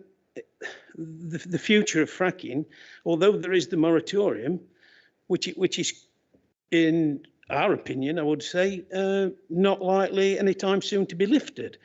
So what we've got a situation, we've got a government saying that they're against fracking, and then we've got a government saying that they think that natural gas is going to be part of the future energy mix for the country. So talk about riding two horses. In relation to the site in particular that's in the planning application, look, they've had enough time now. Let's get this site cleared up for the people that live in that area. It's about time that the company and the applicant got in there and cleared it up, cleared the mess, sorted it out, let it revert back to nature or whatever, or to the site for the Bloodhound Greyhound missiles or whatever they were, for the future. And then if the government at some point in the future does lift the moratorium, then the multi-billion-pound company, the gas people can just put in another application and we'll consider it. But at this stage, I think we should support the people that live up there in Misterton. It's a place I don't go to very often, but I understand their concerns and their worries, and I think we should not support this. Thanks, Chair. Thank you, Councillor Henshaw. Councillor Camilleri, please. Thank you. I agree with everything that's been said. But what I'm a little bit confused, being a new member of the planning committee, that looking at the recommendations from the planning officers, it makes quite clear that these people have every right to put in for an extension. So I will be like everybody else voting against this today and tell him to restore it. But it does put the council in this situation that we're being recommending to accept the proposal, but now we're voting against it. This brings, and I know everybody's here grandstanding, doing things, saying things from the heart, and they mean it, but there will be a cost to this. And I just want to say in the future that these things, you have to take it very serious. Like I say, a moratorium means that it's been put off for the time being, and let's do it later on when the moratorium's off. Again, once again, there's a cost to that for the company. When he's got every right to extend it in law or whatever it might be, there is a cost to him there. Will he come back to this council and whatever to the council for turning him down? I don't know.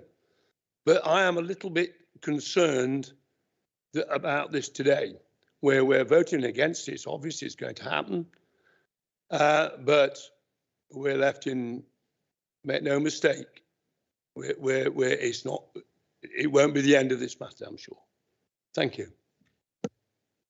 Thank you, Councillor Camilleri. Well, that's one of the joys and importance of being on a planning committee. We Sorry, it doesn't mean, yeah, I agree with you wholeheartedly, but it's not, I don't find it absolutely, I can see the humorous side of it, but it's not.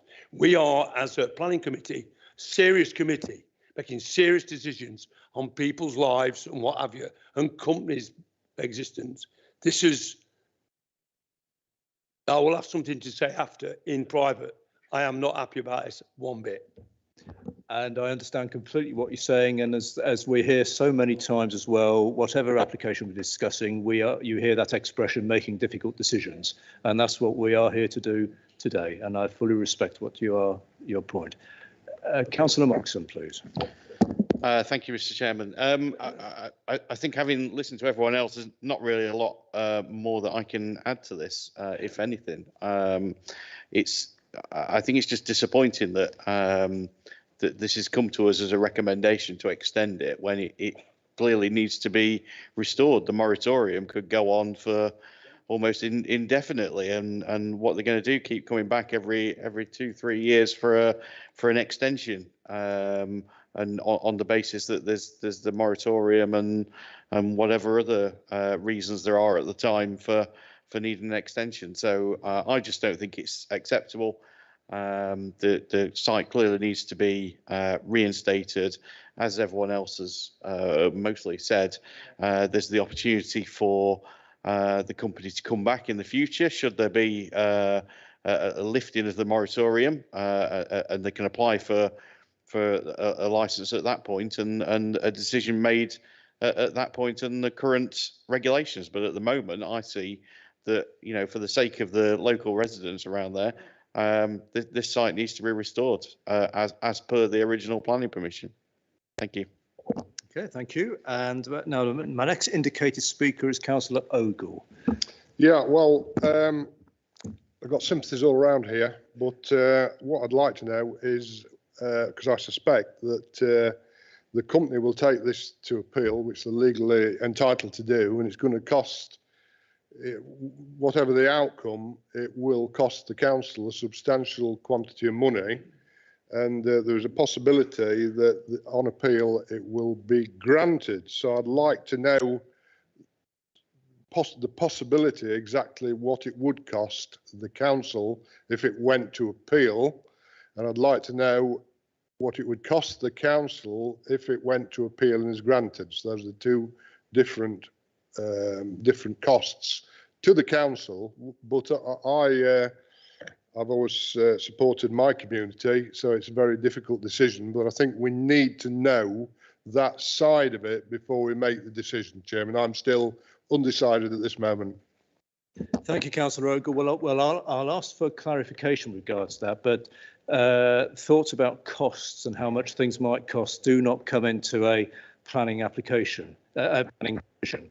Whilst you and others may have that at the back of your mind, at the end of the day, we are here to make a decision on a planning application that's in front of members. Members either like it or they don't. Simple as that. That's putting it very simplistically.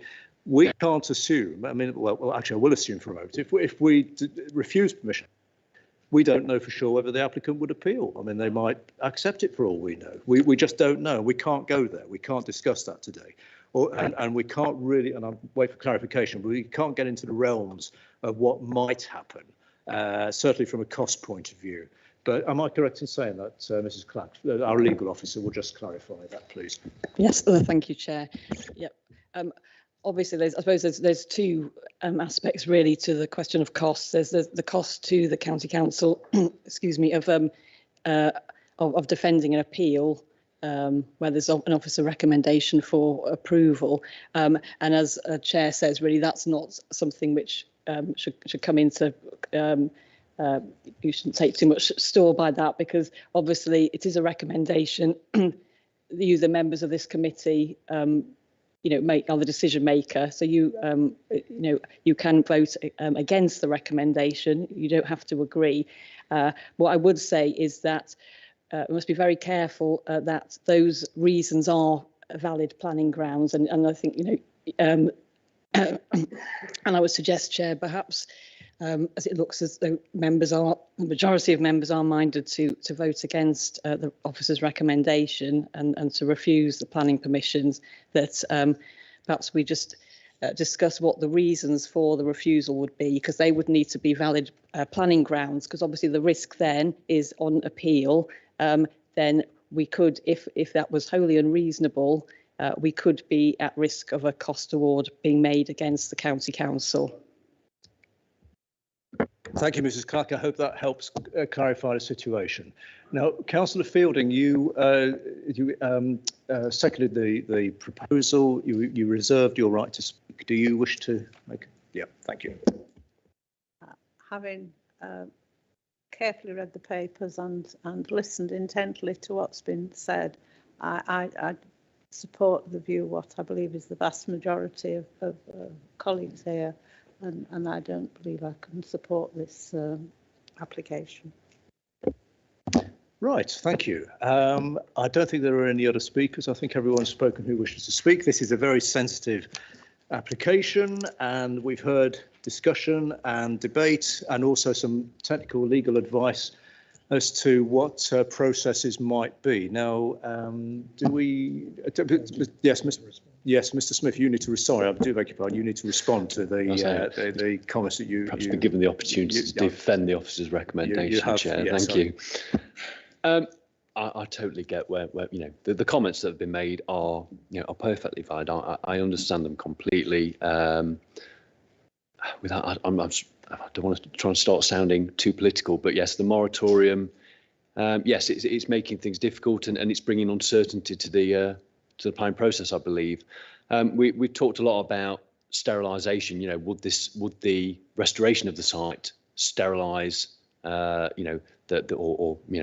make it more difficult for the operator to then access the site at a later date? And we've covered that in the report, and we agree, because the objectors, people who objected to the application said that it wouldn't sterilise it, and we've come to the view that we broadly accept that position. But the restoration works would entail a significant amount of works being undertaken to remove all the hardcore and all the membranes that are on the site, all the shipping containers, and the balance that we made was that for a relatively short time extension until November 2023, we felt that on balance, that it would be, that on balance, our recommendation was that the site be left as it is, be allowed to continue in that present state, because it could potentially, avoid that double impact of restoring the site now.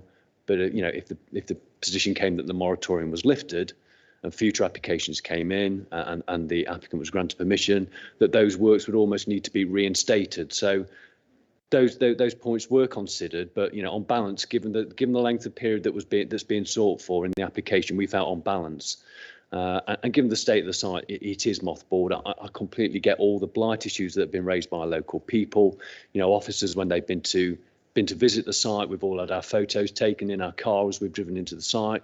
We've had to go in county council vehicles because we don't take our own vehicles. So completely understand that. But the site at the present time is quiet up there. There are no protesters outside, as it was when the drilling was being undertaken. And I just wanted to try and get that point across in terms of how the recommendation that we reached. Is there anything else you want to add, Joel? I think clearly we need to be careful that we decide an application here in terms of planning law, and we have to decide it in terms of the development plan and material considerations, and we need to be careful about the reasons and where those reasons actually come from. Are there planning policies or material considerations that those reasons relate to, in order for what appears to be a committee minded to be refusing this application.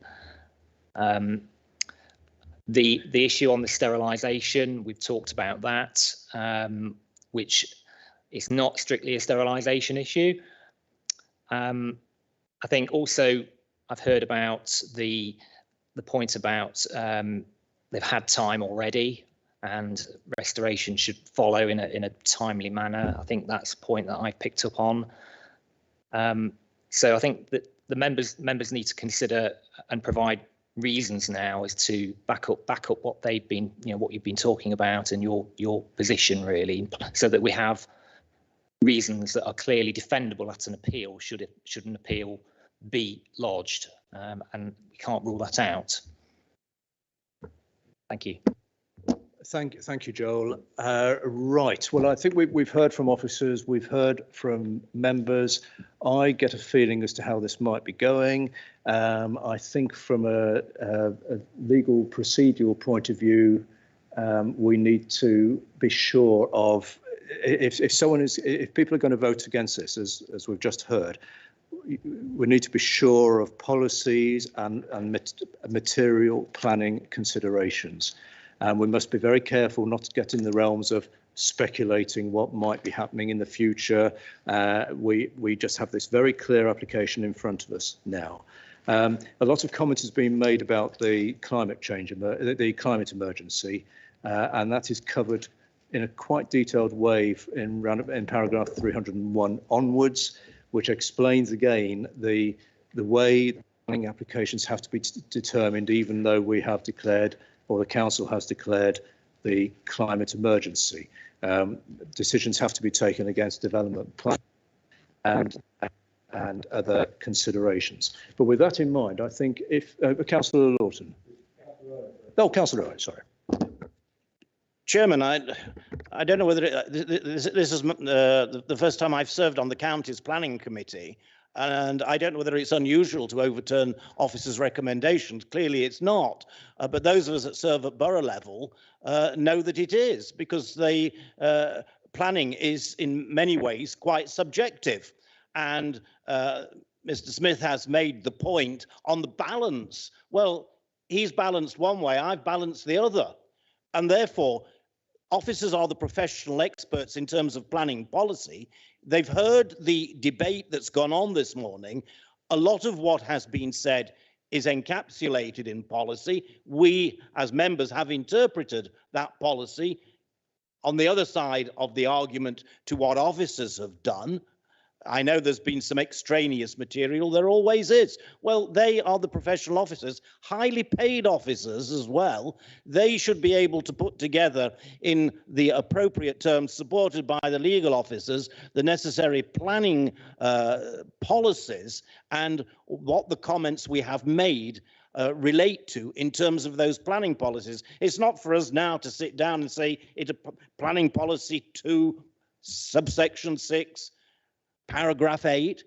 That's what they're paid to do, and we make the decisions. And I think I know which way the decision is going to be this morning. So if this is a first for the county council, then I'm celebrating, because it's member power and democratic accountability and decision making, which is what it should be all about.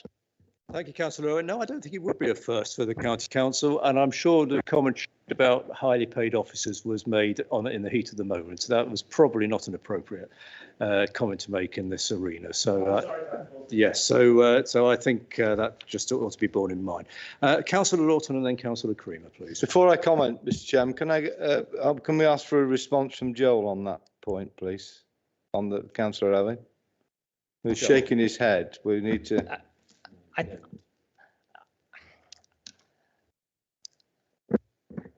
Sorry, would it? Actually, I think Councillor Lawton, I think it might be more appropriate if our legal officer spoke as opposed to Joel. So, Mrs. Clack. Yeah, well, I think as Councillor Owen says, obviously this is local democracy in action. There's certainly no, as a decision maker, you're not bound to vote to follow the officer's recommendation. But as I said before, it must be in accordance with valid planning reasons. I take your point. We're not asking for kind of subsection of various policies, but just, for example, it's valid grounds of material planning considerations are things like, highway safety and traffic issues, noise impacts, landscape and visual impacts, impacts upon nature conservation interests, impacts upon heritage assets. It's also, there's case law that climate change mitigation is also capable of being a material consideration as well. So although I accept that it is for the officers to come up with the detailed grounds for refusal in these circumstances, which will of course form the basis of any appeal to the Secretary of State. We just need those broad reasons for refusal. Thank you. Thank you, Mrs. Clark. Does that help, Councillor Roughton? Yes, thank you very much, Mr. Chairman. But added on to that, the site is over its time period that it was due for to be returned back to as it was originally. That is one of the considerations that I looked into. I don't think it's suitable for applicants to come to this committee having broken that condition and applying planning applications to extend the period of time that they have an operation on the site. Okay, thank you. Councillor Creamer. Thank you, Mr. Chairman. And I agree with Bruce Lawton, which is very strange in many ways. But the chairman and the officers do actually need a good planning reason. And if I can just put forward, when we've given extensions in the past for gravel, things like that, it's on a known. It's been known that the applicant couldn't fill the hole in time because they couldn't get the material. Therefore, they get an extension. There's been extra problems found or extra material, so they may get an extension. We're asking for an extension on this on a completely unknown, and that is a complete difference. When we've guaranteed there's never been an extension granted by this council, as far as I'm aware, on an unknown. There's always been literal reasons for it.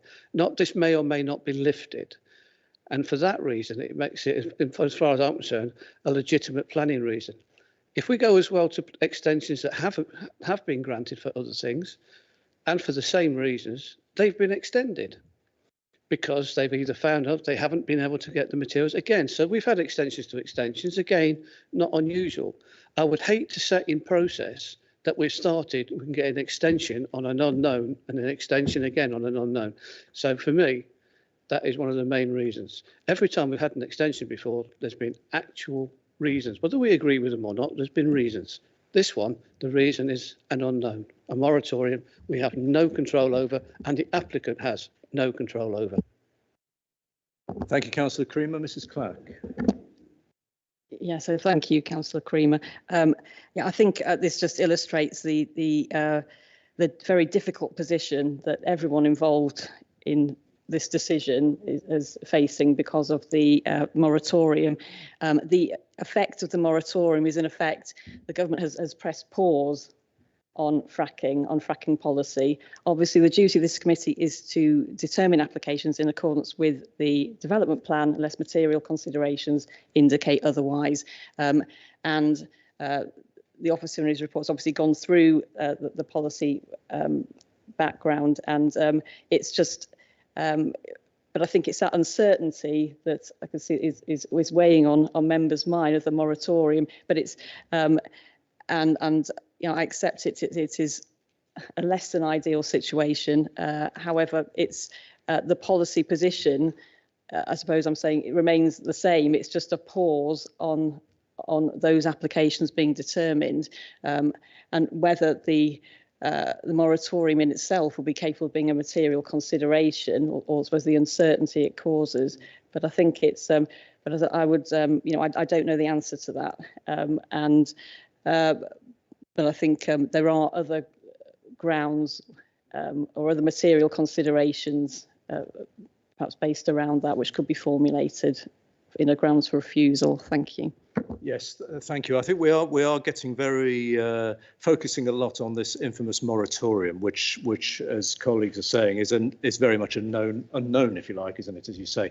But it goes back to the comment we made a few moments ago that if you're making a decision or a refusal, you have to make this on firm planning, material planning reasons, and some of those we have heard just a few moments ago. So I think we. What's yeah, we'll just got to check a procedural point here.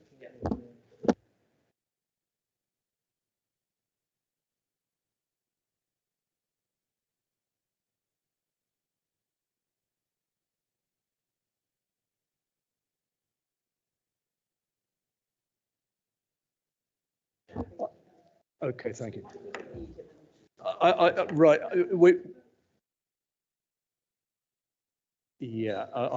I was wondering the same question. I think we'll get some explanation and clarification as to what happens next, because it is an unusual situation where at the moment, one that most of us probably haven't been in before. At this stage, we would probably be going to a vote on the recommendations in the papers, but I think we will. I think, Mrs. Clark, could you just explain to us what the options are open to us now? I suspect we might need to have a little adjournment to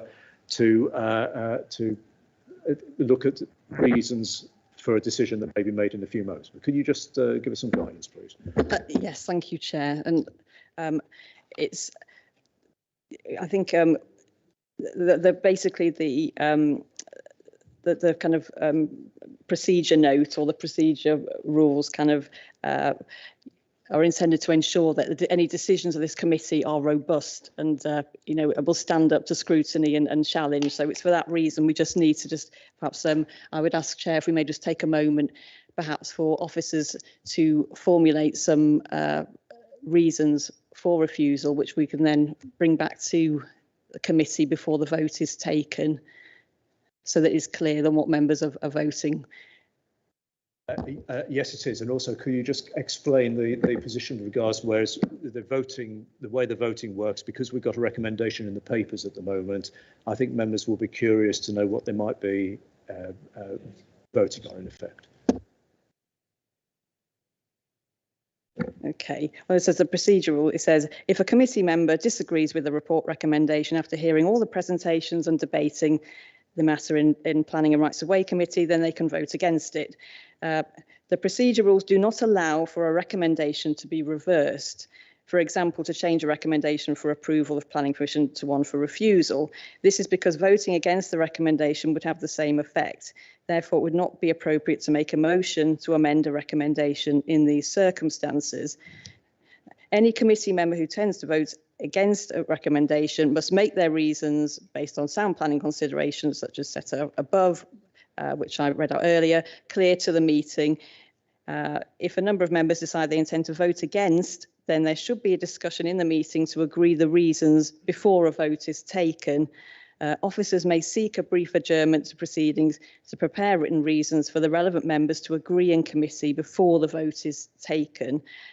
Normally, the minutes of the meeting will reflect the reasons in general terms to allow officers time after the meeting to draft detailed reasons. If necessary, the detailed reasons can be agreed with the committee chair and vice chair. Right.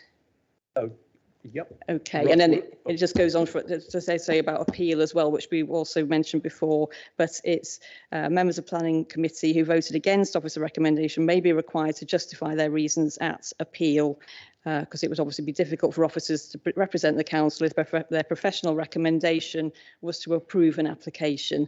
Therefore, the onus will really be on members to explain what was said on the day or contained in the report that led them to disagree with the recommendation. Right. Thank you. So I think the answer is that fairly soon we will be having to take a vote on what is in the minute book at the moment. But then, given the discussions we're having, it's quite possible that there will then have to be another vote on an alternative, or for reasons or really what we need to do. I think we're at the adjournment point now, aren't we? So we need to have a short adjournment to discuss what the reasons from a material planning point of view could be, and then come back to make the final decision. I think that would be we're in, isn't it? Yeah, that's correct. But so with that in mind, shall we take an adjournment now? It's 12:15. How long do we need? 5 minutes? 10 minutes? I suggest a 10 minute at most adjournment. So don't go too far away, everyone. So thank you for your forbearance and patience with this. We need to discuss procedure. Thank you.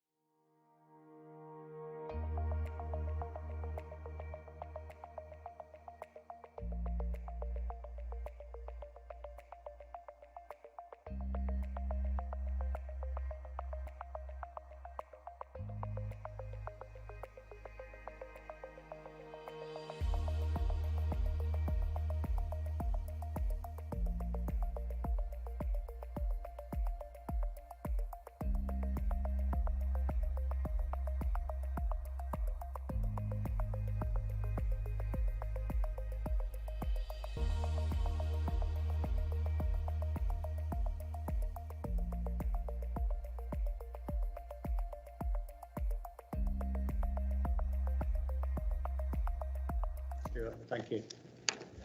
Right, thank you for your patience, ladies and gentlemen. It's obviously an important decision we're taking, and we have to be very clear on legal planning side of things and all the rest of it. So in a few moments, we will be going to the vote, and the to approve or refuse permission as per written in the report.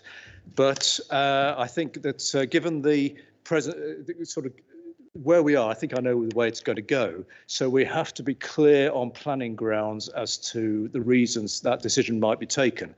And the understanding is for the reasons that may be given will be that given the present uncertainty surrounding the government's moratorium on fracking, the proposed development would lead to the retention of the site in its present condition until November 2023, which is considered to be an unacceptable length of time, adversely impacting on the amenity of the local community and the local environment, contrary to policy DM1, protecting local amenity of the Nottinghamshire Minerals Plan.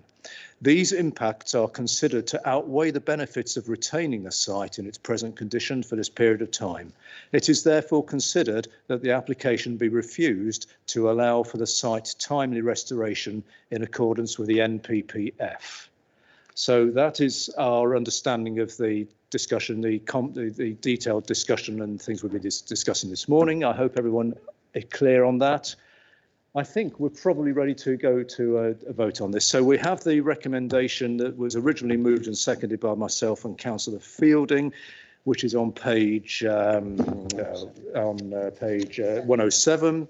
So we're now voting on the recommendation that's in the minute book. Can I please have a show of hands for those in favour of that recommendation?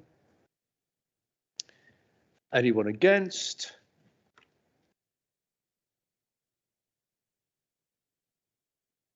And I suspect that's unanimous. Any for the oh, I beg your pardon, and one abstention. So that permission is not granted. And do I need to read these reasons out again? Or? No. Fine. Okay. Right. Thank you, ladies and gentlemen. Decision has been taken. Permission is refused. So we move on to our next application. Guests are very welcome to stay for the rest of the meeting for our other items, or if you want to escape, you're very welcome to escape. But thank you for your patience. I'm sure you understand that it's very important we get procedure and process correct. So there's a bit of chair moving going on now with Councillor Moxham. And also I must thank colleagues, but thank officers as well for because we've just, as you might imagine, we've had quite an intense discussion down the corridor. So thank you. So we'll move on to our, and bearing in time, as we need to bear in mind time as well and other items on the agenda and other bookings for this room. We have our next application, which is on, where am I? Yes, it's, yes, on page, this is the improvements to the Lean Valley Golf Club, Wigwam Lane, Hucknall. I'll formally move the recommendations, which are on page 179. Do I have a seconder, please?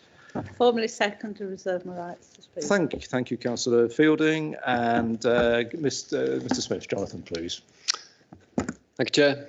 This application is to consider proposals for the importation of 119,700 cubic metres of inert waste soils over a period of 12 to 16 months into Lean Valley Golf Club to provide for the regrading and reprofiling of the southern part of the golf course, enhanced drainage incorporating a water harvesting scheme, together with the creation of additional recreational facilities involving developing an adventure golf putting area and a toboggan run, with landscaping and ecological improvement works in the final restoration phase.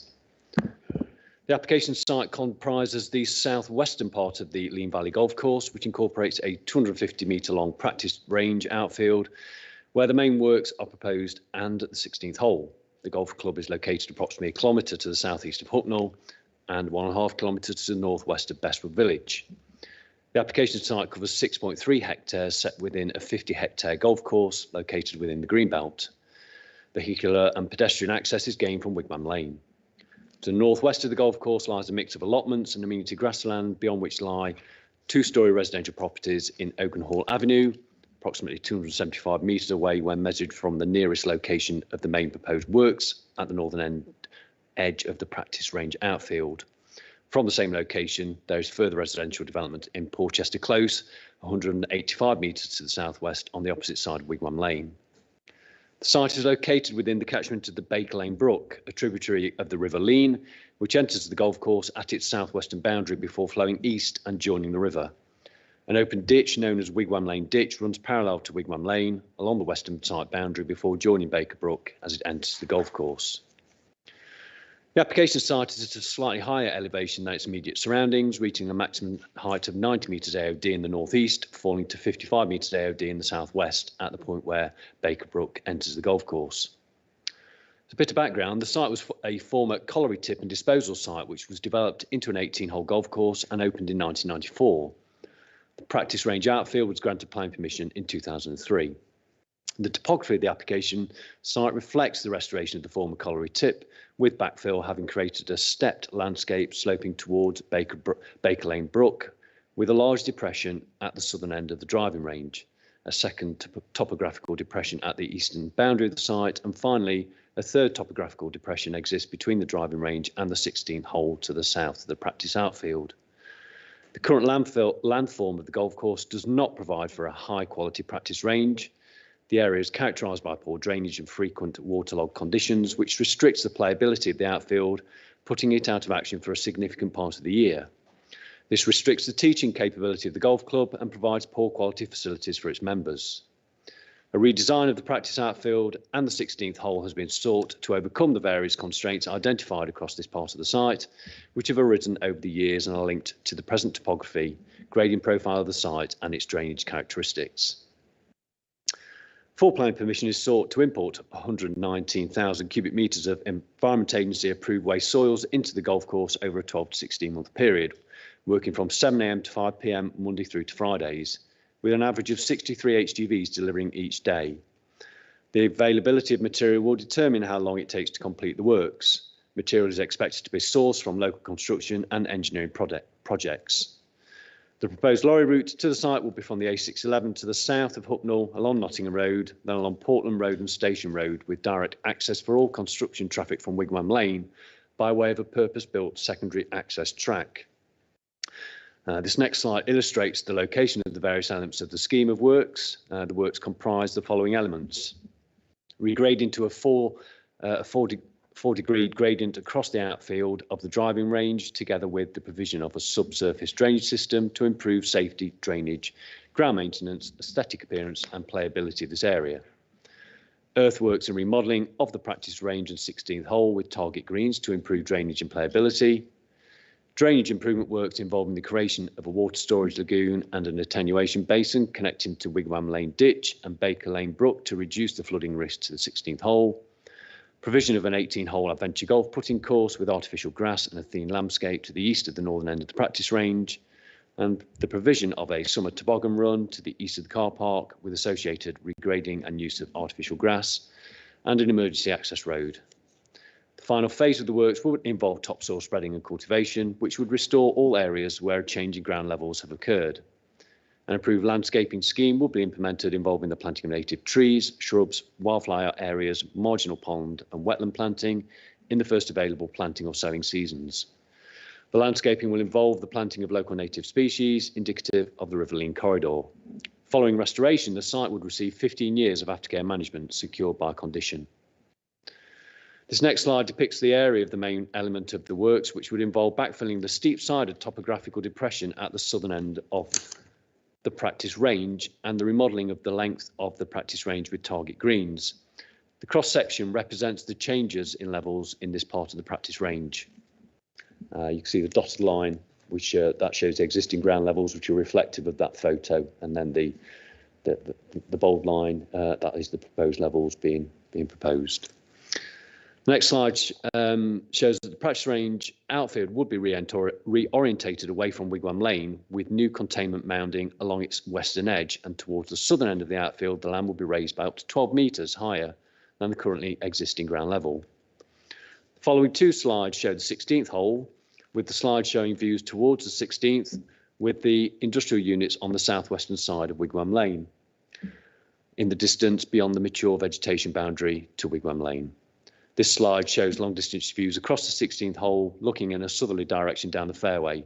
The works would create a remodeled 16th green and fairway with an attenuation basin to the southwest to reduce flooding. This slide depicts the stepped, steeply banked terrain to the east of the car park, where it is proposed to create a seasonal toboggan run for summer use. This slide depicts a view southwards along Wigwam Lane, opposite industrial units, which is the proposed location for a secondary access off the public highway. A temporary access will be constructed approximately 300 metres southeast of the existing access for the duration of the construction works. It will be retained over the longer term for use as an emergency access. Along with HGVs delivering waste soils to the site, plant and machinery would access the site via the new access and would comprise 2 bulldozers, a 360 excavator, a tractor, 2 dump trucks and screener. The importation of the material and its deposit, whilst a fundamental part of the development, is for a limited period only. Once delivered to the site, the waste soil will then be engineered, involving grading the material to form the golf features and to create the final contours on the land prior to re-landscaping. Protective measures will be put in place in terms of temporary fencing around the existing vegetation and woodland, and whilst there are no public rights of way in the application site, where the haulage route comes closer to pedestrian areas within the golf course, a system of traffic calming measures will be put in place and warning signage put up both for lorries, both for the lorry operatives and members of the public using the golf course. No objections have been registered against the planning application from any of the statutory consultees or from local residents. Key issues relate to the development's compliance with both waste management and greenbelt policy, residential amenity impacts and the magnitude of the environmental impacts associated with the construction phase, particularly in relation to lorry movements along Wigwam Lane, noise and dust emissions, and ecology and landscape impacts. This slide depicts the waste hierarchy, and with regards to the planning assessment, it has been demonstrated that the proposed development is capable as being classed as a recovery activity, which would drive waste higher up the waste hierarchy than a purely disposal activity in accordance with local and national waste management policy. The National Planning Policy for Waste defines recovery as waste which can serve a useful purpose by replacing other materials that would otherwise have been used. It can be confirmed that the Environment Agency considers the proposal to be a deposit for recovery waste operations and has issued an environmental permit to that effect. Officers concur with the EA's view that the use of inert third-party waste material to undertake the scheme of works is a recovery operation and not a disposal activity, because there is a clear need to improve the practice driving range and associated facilities from a practical, financial and social aspect. The waste soils would be used to improve and re-engineer a beneficial landform. The use of waste soils would preserve natural soils that would otherwise have to be used for the purpose. Soils are not available on site that could be used. The minimum volume of waste material is being proposed to be imported, and the works would provide a lasting benefit to both the golf club and its members through the delivery of a high-class practice range and additional recreational facilities for a range of age groups. Therefore, on balance, it is considered that the applicant has demonstrated that there is a justified need for the waste material at this site to beneficially improve the golf course facilities. These benefits would not be derived if an alternative site were to be developed. On this basis, it is considered that there are no sustainable alternatives, and as such, the proposal accords with WCS policy WCS 5. Site is within the Greenbelt, and in accordance with paragraph 146 of the MPPF, officers consider that the improvement works can be considered appropriate development in the Greenbelt as an engineering operation which preserves the openness of the Greenbelt and the purposes of including land within it.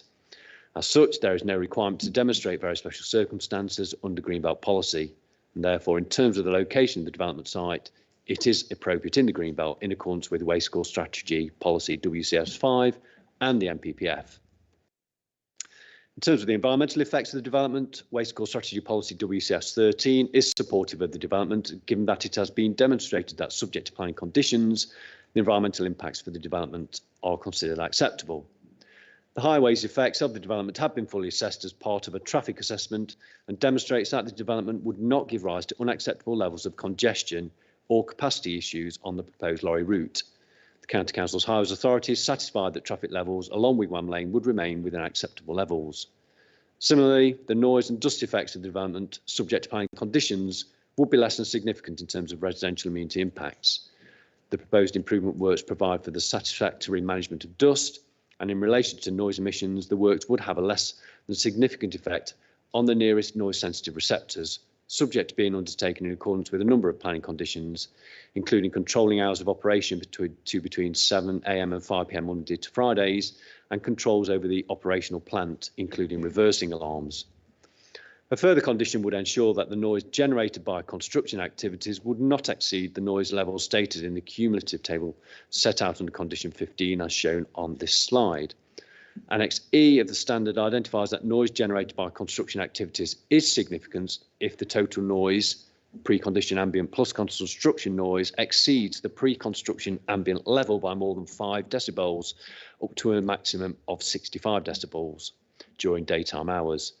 It is noted that the predicted levels are all less than this 65 dB level. Overall, drainage will be beneficially improved across the application site, delivering a water harvesting irrigation scheme for the dry months of the year, with the aim of making the golf course self-sufficient in water and addressing the waterlogging issues across the practice range outfield and the 16th green complex. Subject to a green and appropriate landscaping scheme with the WPA, the development would appropriately provide for ecological enhancements, with biodiversity net gains, particularly associated with the wetland habitat and areas of wildflower seed mix. Recommendation is to grant planning permission subject to the conditions set out in Appendix 1. In light of the new MPPF, which I referred to earlier in the meeting, there is a need for one minor change to the reason for condition 11 on drainage, which does refer to the 2019 MPPF, so it is proposed just to simply amend that to refer to the new 2021 MPPF. Thank you, Chair. Thank you, Mr. Smith. Do any members have any questions for points of clarification, please? No? OK, thank you. So we have a guest speaker for this item, and this is David Weller, who is the agent for the applicant. So I think you were with us earlier, so you see the procedure. You've got up to 3 minutes to talk to us. I hope you can hear me all right. Good morning, councillors. Yeah, so I'm probably going to repeat a lot of what's been said already, so I'll be quick. I know we had a long morning, but my name's David Weller. I'm a golf course architect. I was asked by the club, Lean Valley Golf Club, to look at 3 aspects of the club: the driving range outfield, the provision of an adventure golf course, and the provision of a summer toboggan run. Regarding the outfield, it was previously built on poorly constructed over the top of slag heap with an imported soil. This has led to ongoing problems. Firstly, safety is realigned in a strange direction, slightly towards the road. Secondly, drainage itself, there's very little in the way of subsurface drainage and topsoil. This has created problems with maintenance, leading to muddy areas in winter and bare areas in summer. Poor condition makes it difficult to collect balls efficiently throughout the year and makes for an unappealing target area for customers.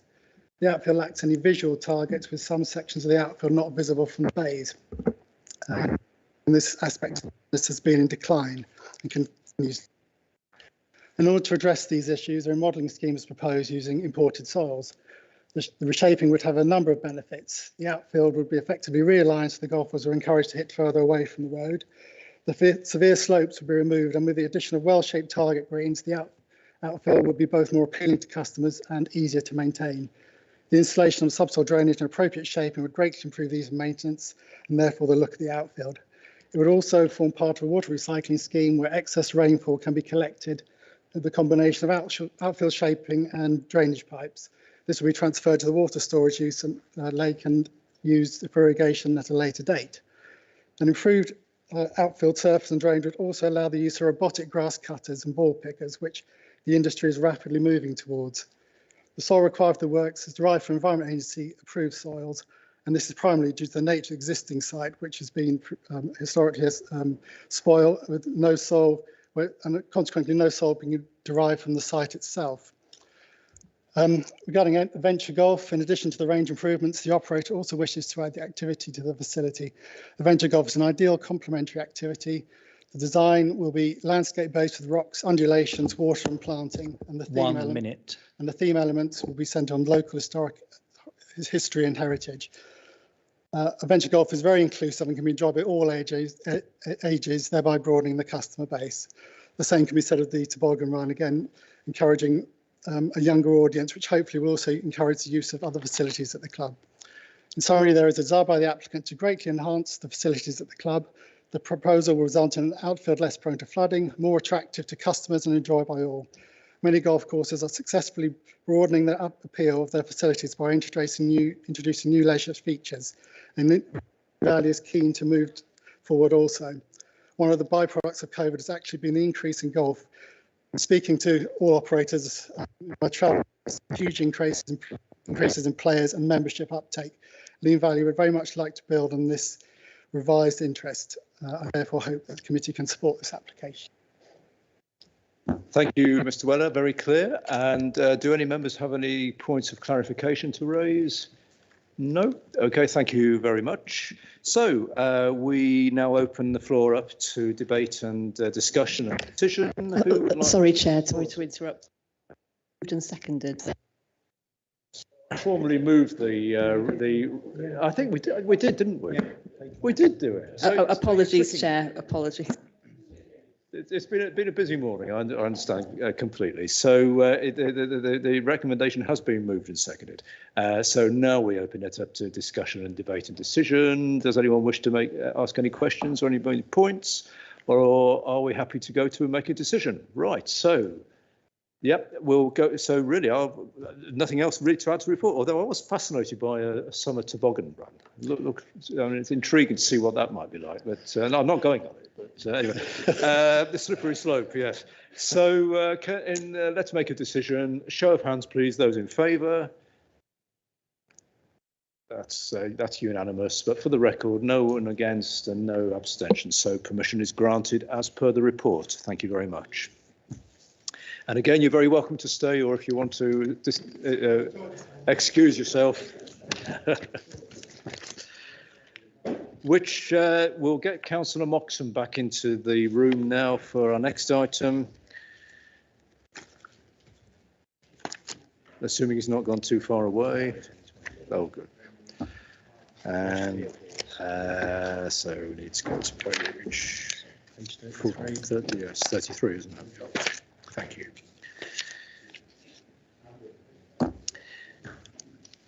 Thank you very much.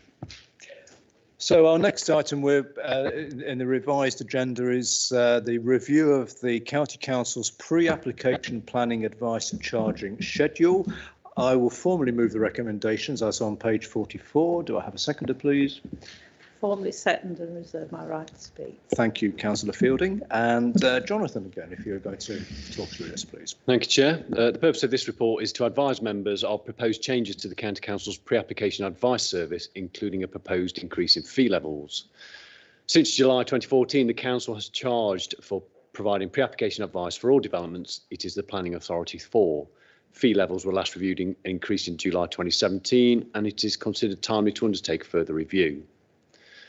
Officers provide pre-application advice to all potential applicants upon request, with the aim of improving the quality of submitted planning applications, which in turn increases the efficiency of the planning application process. It also provides the opportunity to highlight any concerns before an application is submitted. Nationally, almost all counties, districts and unitary authorities have now introduced charges for their pre-application advice service. Several statutory bodies, such as the Environment Agency and Natural England, also now charge for advice, and the County Council also separately charges for highways pre-application advice. Section 93 of the Local Government Act 2003 gives powers to local authorities to charge for discretionary activities, i.e. those which they do not have a mandatory duty to provide, and charging for pre-application advice is considered justified in order to recover the reasonable costs incurred by the County Council for providing this service. The National Planning Policy Framework and the Government's Planning Policy Guidance encourages pre-application discussions, as do the Council's validation requirements. Paragraph 14 of the report sets out the proposed fee levels for all the categories, with a fee level uplift of 25% recommended. To reflect the fact that pre-application advice is now often an ongoing process of dialogue and communication, a new category has been introduced to charge for follow-up meetings, which often take place after the initial pre-application advice has been provided. Planning officers will continue to provide advice for free when confirming whether planning permission is required, and also for advice relating to proposals for which there is no planning application fee. An updated equality impact assessment has been undertaken, which confirms that the proposed changes to these fees would not impact on people with protected characteristics, with the exception of the positive impact resulting from the fact that we do not charge for pre-app advice on proposals for works to buildings which benefit disabled people, such as providing means of access. Appendix A of the report sets out the proposed updated web page, setting out how the pre-application advice service will operate. It's recommended that members approve the revised fee schedule for the pre-application advice service as set out in the report to come into effect from the 1st of September 2021. Thank you, Chair. Thank you, Mr. Smith. We can go straight into questions, discussion, decision. Councillor Owen. Yeah, thank you, Chairman. Happy to support this recommendation, but I just wonder going forward whether you and the Vice Chairman perhaps could get together with officers and look at coming up with some form so that of wording so that this doesn't have to keep coming to committee, that we can link into the retail price index and arrange automatically an annual increase, and that would save the production of a report. And I note that this has been 4 years since there has been a review of the charges, which to my mind is far too long anyway. There really needs to be an annual review.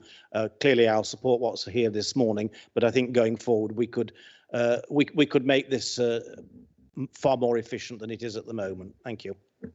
Thank you, Councillor Owen. That's a very interesting suggestion. And Mr. Smith, do you want, you're itching to jump in. With which I concur.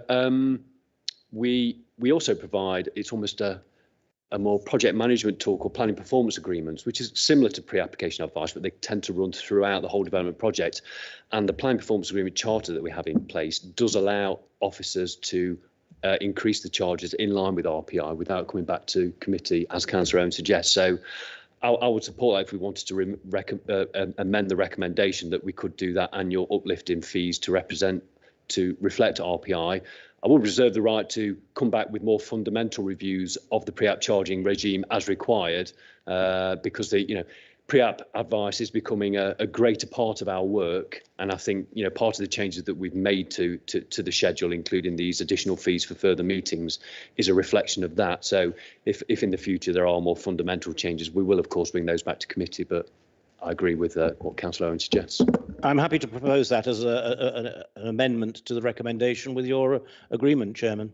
Well, thank you, Councillor Owen, and thank you, Mr. Smith, as well. So we will, if we're happy to, do we need to second that? No, we don't need it. Can I make a suggestion, Mr. Chairman, that we as a committee delegate you and the Vice Chairman to actually come I think that to deal with the issue. Again, a very sensible and because there may well be implications to making that decision that you haven't thought of, that you may want to go away and look at before you actually make the decision as far as the committee is concerned.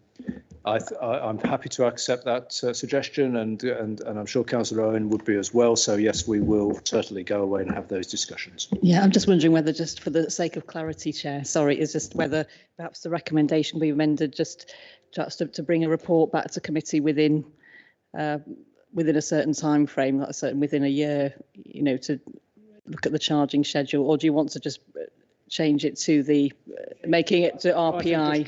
Change it to RPI. To RPI. Okay, yeah. That's fine. Yeah. Okay. Okay, thank you for that. Any other questions or comments, or shall we make? Councillor Owen is looking so pleased. He's made a suggestion here and it's been approved. So shall we go to decision on this? So those in favour of the recommendation with the addition of Councillor Owens and the discussion we've just had. Thank you. That's unanimous. No one against and no abstentions. So thank you, colleagues, for that. So we now just move on to the item, the Development Management Progress Report, which I'll formally move. If I have a seconder, please, Councillor Fielding. Formally second. And Mrs. Gills, please. Thank you, Chairman. This report sets out the applications that we've received and determined in the last quarter, and if members wish to talk to the team about any of those applications, please get in touch.